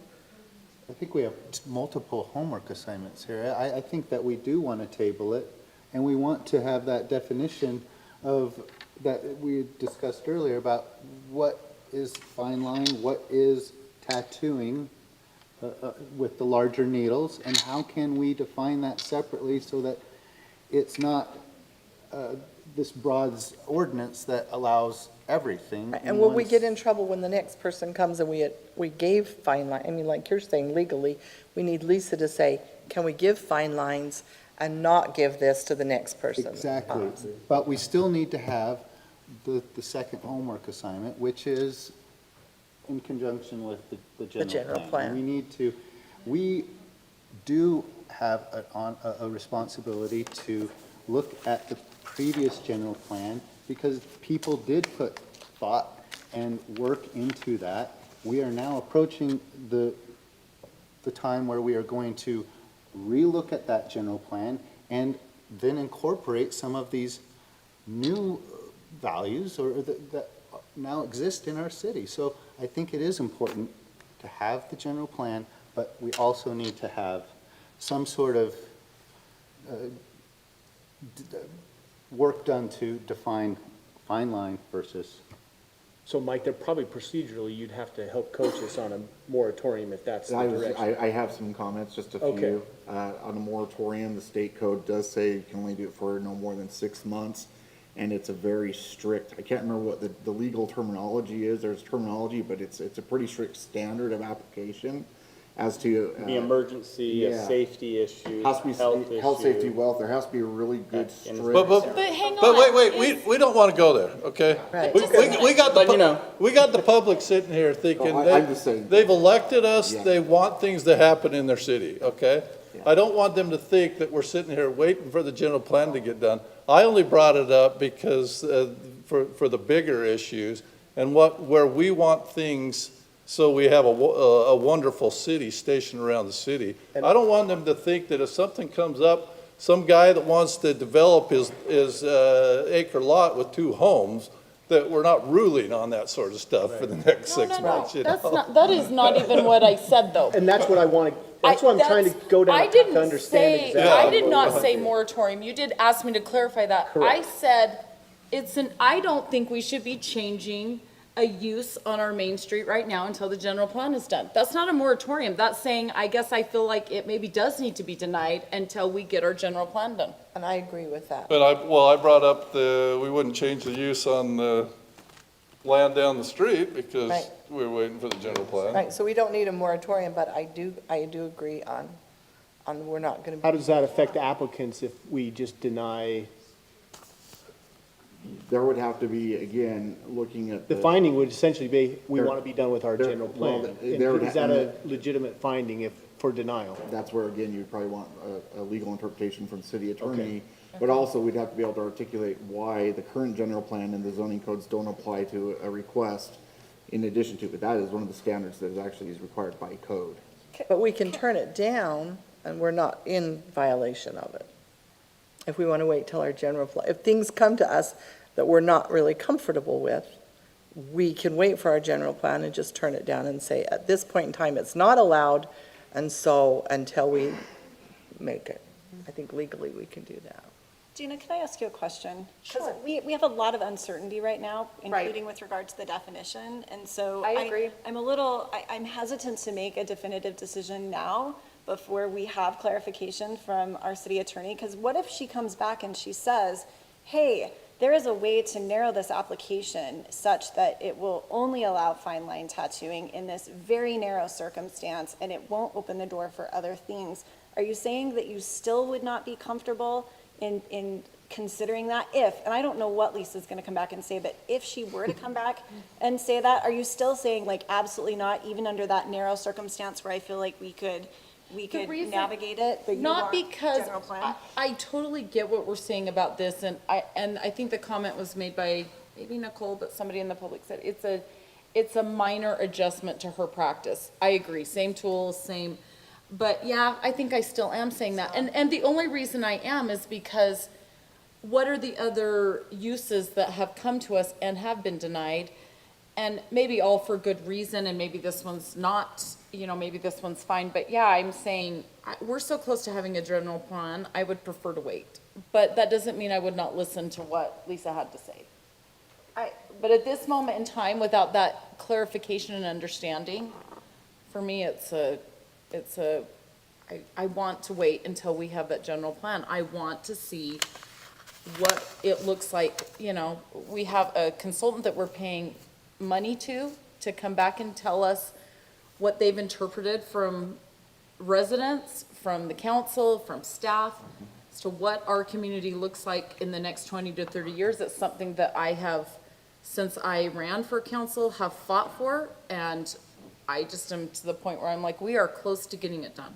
So yeah, I'm pretty set on that. Would you at least have a small open door to allowing Lisa to do Absolutely. the research and Of come course. back to us before you make that definitive decision? Yes. And I wasn't trying to push you in a corner, Gina. It was I don't more feel like, like- I was thinking, what are the broader implications of, No, I think that- this is a good discussion. Yeah, I do too. I Yeah. appreciate, feel free to clarify away. Yes. I just want to kind of get a sense of what it means from a, I'm Lisa and incredibly Mike supportive inviting of us. supporting our Main Street businesses and encouraging their growth and development. I'm not saying that it's, strictly a no. I just think we need to really consider, what do we want that neighborhood to look like? And you've got a historic district to the east of it that I do think needs to be weighed in. That doesn't mean that Nicole's particular request is wrong. I'm just saying, I want to make sure that we match that and think about it. Mike, can I make one comment with regard to the research? Since I'm giving you task lists to go do with regard to the research, and I know that Lisa would very likely do this, but I want us to be cautious when we look to other cities of what other cities has done to pattern it after, because just because another city does something, right? Like there was a comment that Holiday City does not allow tattoos anywhere on their main street. That does not mean that what they're doing complies with the First Amendment. So while looking at other cities can be helpful, my preeminent concern is I want to make sure that we're complying with the law. I was actually going to comment to that neither staff nor legal have done a lot of research in this realm, and it's again, by default, because as I articulated when we first outlined the situation with the Planning Commission, there was some dialoguing at the Planning Commission level with the applicant, if the applicant would want to work with staff in further researching or trying to vet out some language to refine the language. And the applicant felt like it was more important for the application to come forward to the council to see where the council's position was relative to the request in order for staff to have a better, and I guess what I'm saying is as I talk to legal, that also would allow staff to then have a better understanding of where the council was relative to the request and therefore get direction and homework, ironically, to take it further if that was the intent or the expectation of the council. And I had the same thought as Robin is, well, what do cities around us do? But that only in the context of, well, why are they I was going doing to say, it? there's got to be a reason Again, when the they all why have the may same. just be a perpetuated cultural norm that is outdated. Yeah, it is interesting the state of Utah has changed. Again, that's why I brought that up. Tattoo establishment in the state code to body art studio by definition. That shows a change, at least in some cultural norm on the level of the state legislature. So if it's helpful, I did just read the opinion from Hermosa Beach? Anderson v. Hermosa Beach. And the argument is the county of LA does allow tattoo parlors within the county. Hermosa Beach actually outlawed tattoo parlors across the city, which it was determined, and Judge Bybee is the attorney who wrote the opinion piece on this, which I don't know if Judge Bybee is actually very active LDS. And I know that because I did a torture memo paper back in the day, but he wrote the opinion piece, and ultimately it is a freedom of expression, but the time, place, and manner, not allowing other alternatives to occur within the city is what made it unconstitutional. And that's trying to summarize this. And that's what Lisa told me, because 50-page I'd document. called and talked to Lisa after Planning Commission, and she said to me, you don't have to allow it on your main street, but you may have to allow it someplace in the So city. alternatives need to be happening. Banning, whether it's tattoos or any other use in the city is really what's not allowed. And that's where we're talking about within our city, how Right. do we want it laid out? And there's nothing that can't be zoned in a city. I mean, that, if you can't tell a tattoo parlor no on Main Street, how come you could tell a hotel no on Main Street? Or how can you tell a huge apartment building no on Main Street? I mean, that wouldn't make any sense legally at all, that the tattoo parlor would take precedence over anything else. So, yes, we had to have the marijuana in our city, but we didn't have to have it on our main street. And so, Correct. but I think Nicole needs to relook at her ordinance that she's bringing through to us, but she may need to wait until the Okay, so general that may be plan. part of the homework is if we're going to table it, is not only this other background homework, but maybe working with the applicant to she's admitted as much, to maybe fine tune her language, which is, I'm grateful for staff helping a resident applicant who is not a professional and just trying her best, right? Because I don't want to open the Yeah. door for others on Main Street. I feel very strongly that I don't want to open the door to where the next person comes. Because like I said, it was me that did the makeup. I'm totally supportive of our police officers. I think, I don't think they should have to be ashamed, other than, like you said, if it's an offensive one or something they do have to cover. You'll have to read the policy. And so, but I agree with, because I think some people actually identify better. I'm not one that it would bother one way or the other, so. But I do think that if you get a tattoo shop that I don't want to say but there are, and you do have some down in Salt Lake that I don't want here on Centerville's Main Street. And that's my concern.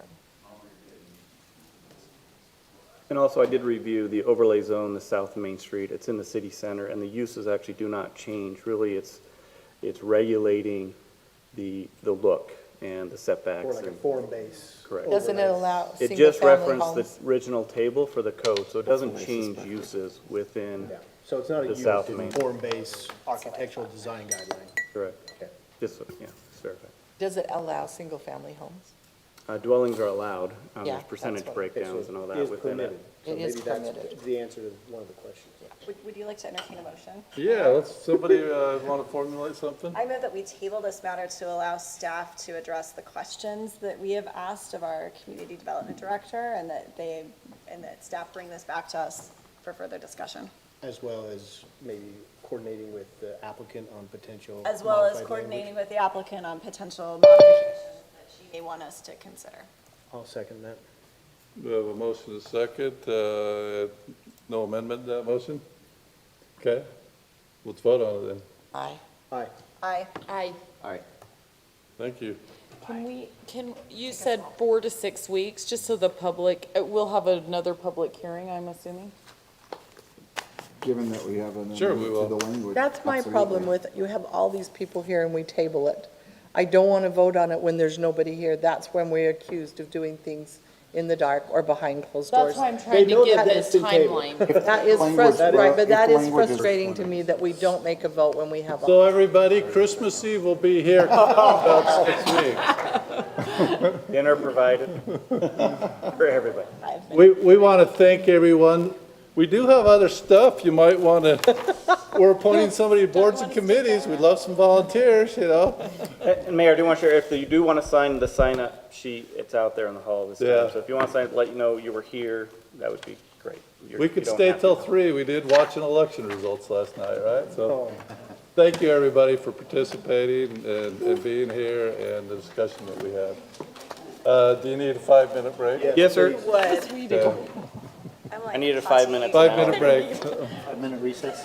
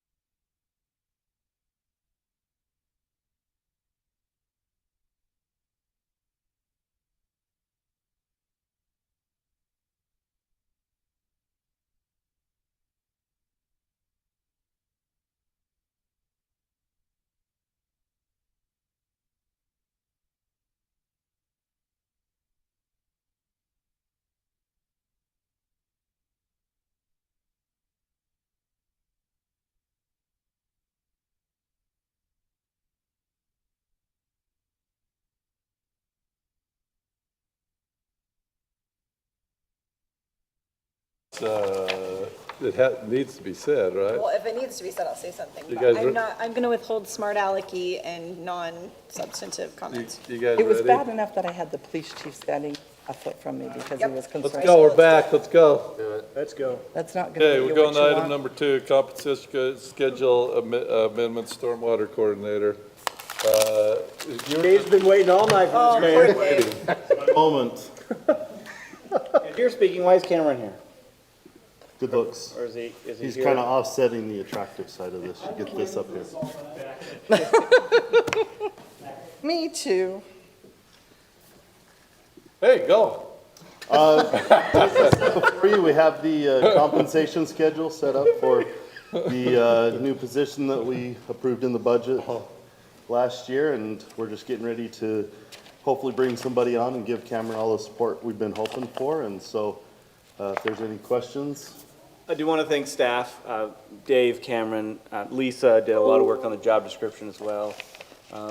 And they all spent a lot of time kind of finalizing this, fine tuning it. So it's taken a while, but it's in a great place because of all the efforts from staff.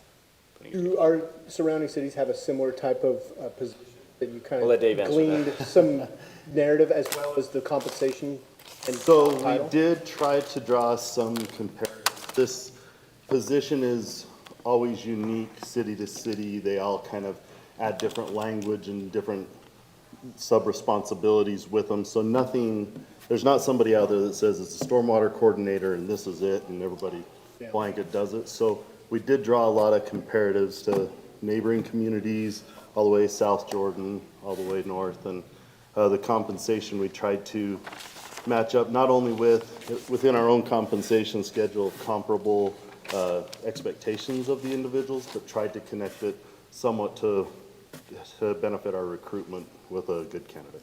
Based on the requirements, the permits and all that the job requires, it is comparable to water operator 3, street worker 3. So that's where kind of the job scale lines up is with those positions. And again, this is just the base compensation. In our budget, we'll see a broader effect because of the benefit package, correct? Correct. But we did budget for the benefits. Correct. Just the yes. salary When we knew that in our original discussion, but, yeah.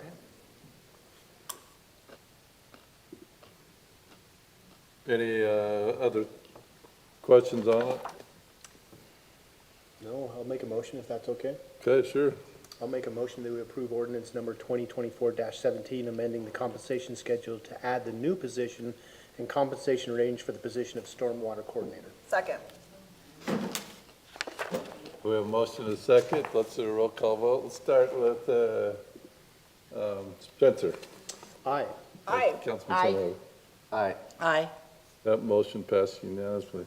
We should have just put you first. Oh, my editorial. Dave. It would have been a different conversation if he was first. It would have been a 45-minute discussion. At least you recognize Dave. what it would be. See, you did, I hope you weren't nervous waiting for this all day long, because it was easy. Okay. Thanks. You didn't slip it in. He got plenty of, he got all his I'm nerves kidding, out when I he was read the doing the whole thing. videos for the church well. Okay. Moving forward. Appreciate it, Dave. Thanks. Yeah. My only question Uh, is, when do I start for that position? Apply. Got to put an application in, Kyle. All right, we're up to item number, we're at summary action. Look at that. Wow, we're flying through. Okay, summary action. We got a Parks Department vehicle purchase, a dump truck bed attachment, and we got a bond reduction in the Summerhill Lane subdivision. Bruce moved to the front. Bruce, you want to talk about this? Just if you have a I question. mean, we kept you around, so come on up. I had budgeted about this time of year, put together budget requests for what we needed, and I budgeted $65,000 for a dump truck to replace one of the park's dump trucks, and it wasn't enough. The inflation, I was thinking we'd be able to get the dump bed for between $10,000 and $15,000. Turns out to get a stainless steel bed is $25,000. It's on state bid, so I know we're getting the best price we can. Just inflation was much higher than I predicted. So I'm 15. I was going to be 15,000 over what I had predicted, and anyway, so the cost of the bed is 25, but I'm actually only 15,000 over what I budgeted. But because it's 25, it has to come to you for So that extra 10 was in the 65, yeah. The truck, The yeah, price of the truck was less. right. But the bed I was don't know if- more. Yeah, you approved the truck, we purchased, Yeah. bought the truck, the cabin chassis was 58, and so, yeah, so I still had money for a bed, but not enough, and so I had to. Nate, I haven't involved you yet. Do we have to do a budget amendment? We'll be okay. Could we approve it without a budget amendment? Sure can. I mean, if we get to the, just remember this point, if we do need to move money around to know that we, well, go ahead, Nate, if you want to answer it. So budget amendment's not necessary at this time. There's potentially savings somewhere in other budgets that administratively I can move around without council approval. But if we get to a point where we've exceeded our budget approval, then we'll need permission to increase that amount. Because we had the public here for a public hearing, not a budget amendment tonight. So no, we'll be able to find that amount probably within Bruce's budget, so. Yeah, usually at the end of the That year, would be I our- have a surplus of my budget. I can't guarantee that, but it's pretty regular every year. We've got. Yeah, in these situations, the department must find those funds within their own department, and then we'll, if it's not possible, then we'll go outside, so. But Bruce my would be bad for mindful of not that. requesting enough in the beginning, so. Okay. The last time I bought a truck, a dump bed, it was like 12. Mayor, are we wanting to do both summary action items or just one at a time? You could propose both together or one at a time. Just remember, you gotta throw in the amounts on them. The only reason I asked is, and I don't know if Mike would answer this question because Kevin's not. Yes, because we haven't involved Mike and the chief yet. I want them to be worth their time for staying here. So Well, chief, the only you ready reason for I was, something? the only reason I was gonna ask, We got something for Mike here. Come on up, Mike. on the bond reduction, is this for the sidewalks across the entire subdivision? Because this is end of warranty, so is this like kind of like our bond retainage amount, and then Yeah, I they've think it's completed all their out of the end, infrastructure? they've been trying to push to clean up everything up there, so I think this is where they'll go to the final, so. Okay. Thanks for having me come up, I appreciate it. I just didn't know on their phasing make if the I had motion. additional side curb and gutter Okay, sidewalk. can I make the motion? Are you done? Yes, I'm done. Thank you, Gina. not me. Okay, that's okay. I didn't mean it, I'm sorry. I didn't mean. I'm chuckling because I'm self-aware enough that, yes, I might ramble on too long. She's Past my learning from me.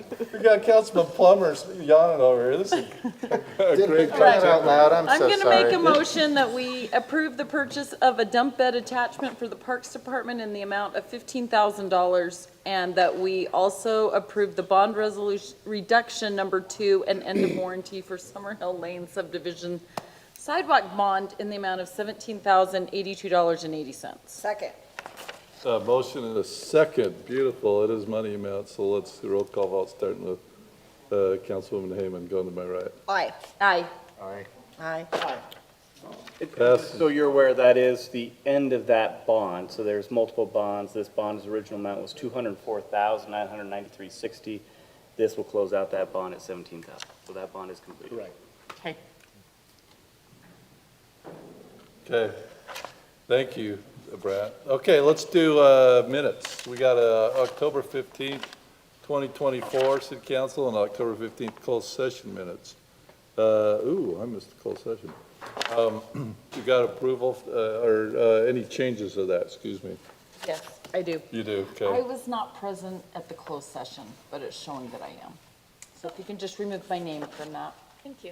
I will do Does that. anyone else have anything else? I'll make a motion that we approve both of those sets of minutes. Second. Motion is second. All in favor, aye? Aye. Opposed? Great, passed unanimously. Okay, we have some appointments. We have Alan Phillips to the Trails Committee, Mark Pearson to the Trails Committee, and Matthew Layton to the Internal Audit Committee. I'm looking for, I tried to send you some information, I did send you some information on them. So I'm looking for approval for those. So moved. Second? Okay, all in favor, aye? Aye. Good Opposed? pickup on that. Huh? Good pickup on that Yeah, for the audit committee. Oh, thanks. that's great. Yeah, that's a good, dude. Okay, council report, Councilmember Summerhays. In terms of the South Davis Rec Center, we approved a tentative budget Monday night. We have some staff direction to close up some gaps on revenues versus expenses on some of the programs. But that will go on December.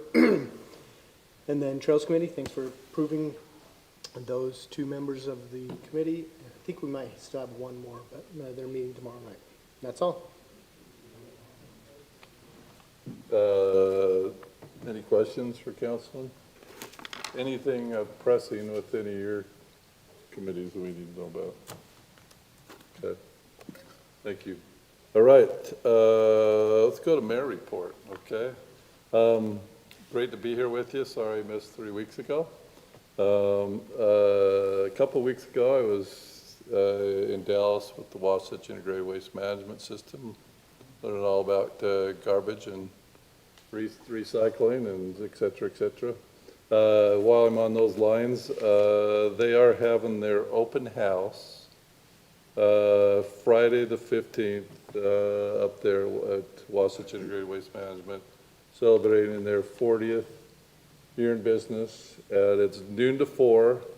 They'll have pizza up there. They'll have tours that you can go through, you know, the recycling facility and anything else you want to see. We can arrange that's why I missed work session tonight, because of, you know, we had our quarterly meeting and I was at that, started at 5. But we can also arrange to go there to council sometime too. But I want to tell you about that open house that was coming up on the 15th.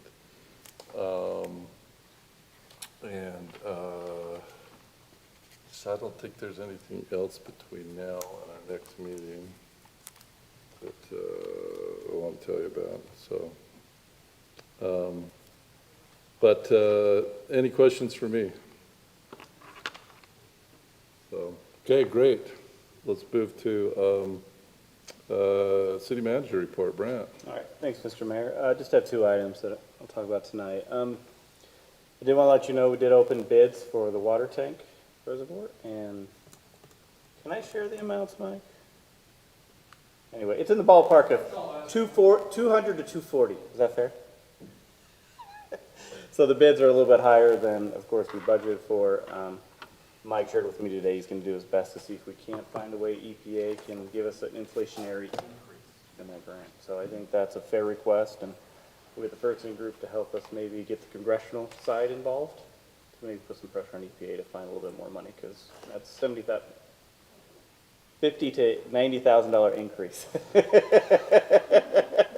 Got like it? Yeah. Okay. But anyway, the bids were reasonable, and they're doing reference checks right now on the lowest bidder. So was there not an RFQ process as part of the bidding process? Well, the lowest bidder is going to have, we did RFP, and now we're doing reference checks on the lowest. But did you pre-qualify? That's what I don't think we exactly what I'm pre-qualified on getting this at, one. Gina. Mike, did we pre-qualify on this one? We did not. Yeah, we didn't pre-qualify. Should I come up there? I know. Dang it. Yeah, come on up. So usually it's RFQ, RFP. Well, we had bid. 5 bidders come back. Okay. And really, the two. we Is this a advertised out. pre-stressed, What's that? is this a pre-stressed Yeah, tank? concrete, yeah, just like what we've got. Well, yeah, but is it, I want to make sure that we have a bidder that is qualified to do pre-stressed. That's what he's doing right Like now. is it a D110 or what kind is I'm it? not sure. Kevin's kind of taking that, their staff, so we did the So they design. have pretty large projects they're working on right now, that they're gonna go have a conversation with the water provider and ask them how they're doing. And there's some built ones that they're gonna have a conversation with them. Yeah. Okay. So, yeah, we advertised that we had I wouldn't say a pre-qualifier bid, but we brought them in, entertained all the questions and everything, trying to make sure they had all their answers. So we feel like we're pretty close on it. In talking to one of the guys that had to build a tank, they actually came in under bid, saved the city money, and now they're doing a treatment plant for them. We don't think we're gonna go to that one, that's in Dutch John. We're probably gonna go look at one up in North Ogden, and or maybe one up by Preston that they did. So we had one bad Review. comment, basically, but we had a lot of good comments from quite a few others, and engineering firms and that, so. I would just really do your due diligence on that. This is a pretty specific type of construction if it's pre-stressed. And I would make sure they've done that type of tank before and you get a good review. We'll do that, yeah. Okay. We'll see, I mean, we're kind of at the whims of EPA as well, kind of dictating our process and who we can select. There might be DBA involved in this, and the next lowest bidder would qualify in that, under that. So we're not quite sure where EPA might push us. Okay. Well, and that's, that was EPA is Kevin. disenfranchised minority owners. Women-owned businesses, minority-owned businesses, those have a little bit of an advantage in these bidding process, particularly with federal funds. In visiting with Kevin, we Since they thought. advantage, we have to make sure they're given an opportunity to bid on the contract. That's fine. I'd just make sure they have done this type of tank before. They have, I'm sure they have. I'm not too worried about it. Matter of fact, me and Kevin both feel pretty good about it. At first we wasn't, then we got changed, but, Because it is a narrow field for that type of tank. yeah, so. Okay, thanks, Mike. And then the next item I have, do you all want to talk about quiet zones? Do we know about quiet zones? I haven't really kept you up to speed on quiet zones, because it really doesn't, it impacts us, but it doesn't. Quiet zones, we're in a, and this is related to the trains honking their horns. So if you're not, so Woods Cross, back in 2007, developed an agreement to develop a quiet zone between North Salt Lake and Ogden. We're one of the longest quiet zones in the country, along with the one that's in Utah County. And during that quiet zone, if any of the crossings are out of compliance with Union Pacific's guidelines, then they honk their horns all the way up through the quiet zone. So if you have 4 crossings that haven't become compliant, what I mean by compliant, having a separated median or double arms coming down, preventing any accidents, so it's a liability issue for Union Pacific. If you know anything about the history, Union Pacific or railroads have a long-standing history that's they're even more powerful than the federal government sometimes, it feels like. We're encroaching on them. So therefore, we have to bring our crossings up to code because we're encroaching on their space. And so cities are investing millions of dollars right now upgrading all of their crossings, and then they hand it over to Union Pacific saying, here's your upgraded infrastructure. So there's one city particularly that was notified in June, and so and this is North Salt Lake's crossing, so they're really far behind. So we're trying to find waivers. I just had a conversation, Woods Cross City managers kind of, even though they're not responsible for the whole quiet zone, they've actually become kind of the liaison or representative. So is there a need to separate this quiet zone and create 3 quiet zones or 4 quiet zones in this long stretch? So there's a lot of things happening, but currently we're working on upgrading all the crossings. Again, it doesn't necessarily impact Centerville because we don't have any at-grade crossings. We do have the crossing going over I-15, which is a UDOT road. But that's why all of our residents are hearing the horns blasting, because not every city's crossing is up to code yet, according to the FRA, the Union Pacific rep. So hopefully that'll happen soon, and I don't necessarily have a timetable, because we're waiting on one city to invest $1.5 million to upgrade their crossing. Crazy, right? Yes. Well, I obviously didn't make it on this agenda, the WRFRC grant, working with North Salt Lake, Bountiful, us and Farmington potentially, will that maybe make it on next meeting's agenda, as there is a time? Yeah, so again, I don't know, Views on that? are you wanting to assign a staff person to work with Ted on what that, I mean, again, I'm not quite sure what the benefit.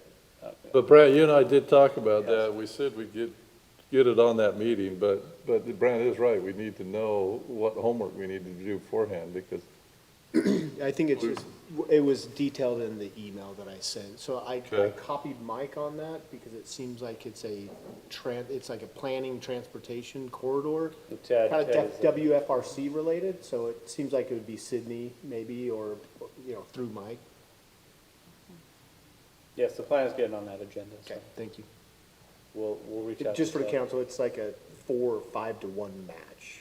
And so it's a planning grant where if we can get all of our cities together in terms of some transportation corridors, we can even get potentially even money on top of the study money. So it's about a $10,000 obligation potentially for us. Do you have an obligation once you get into it to do certain things that are within the No, plan? it's just a study right now.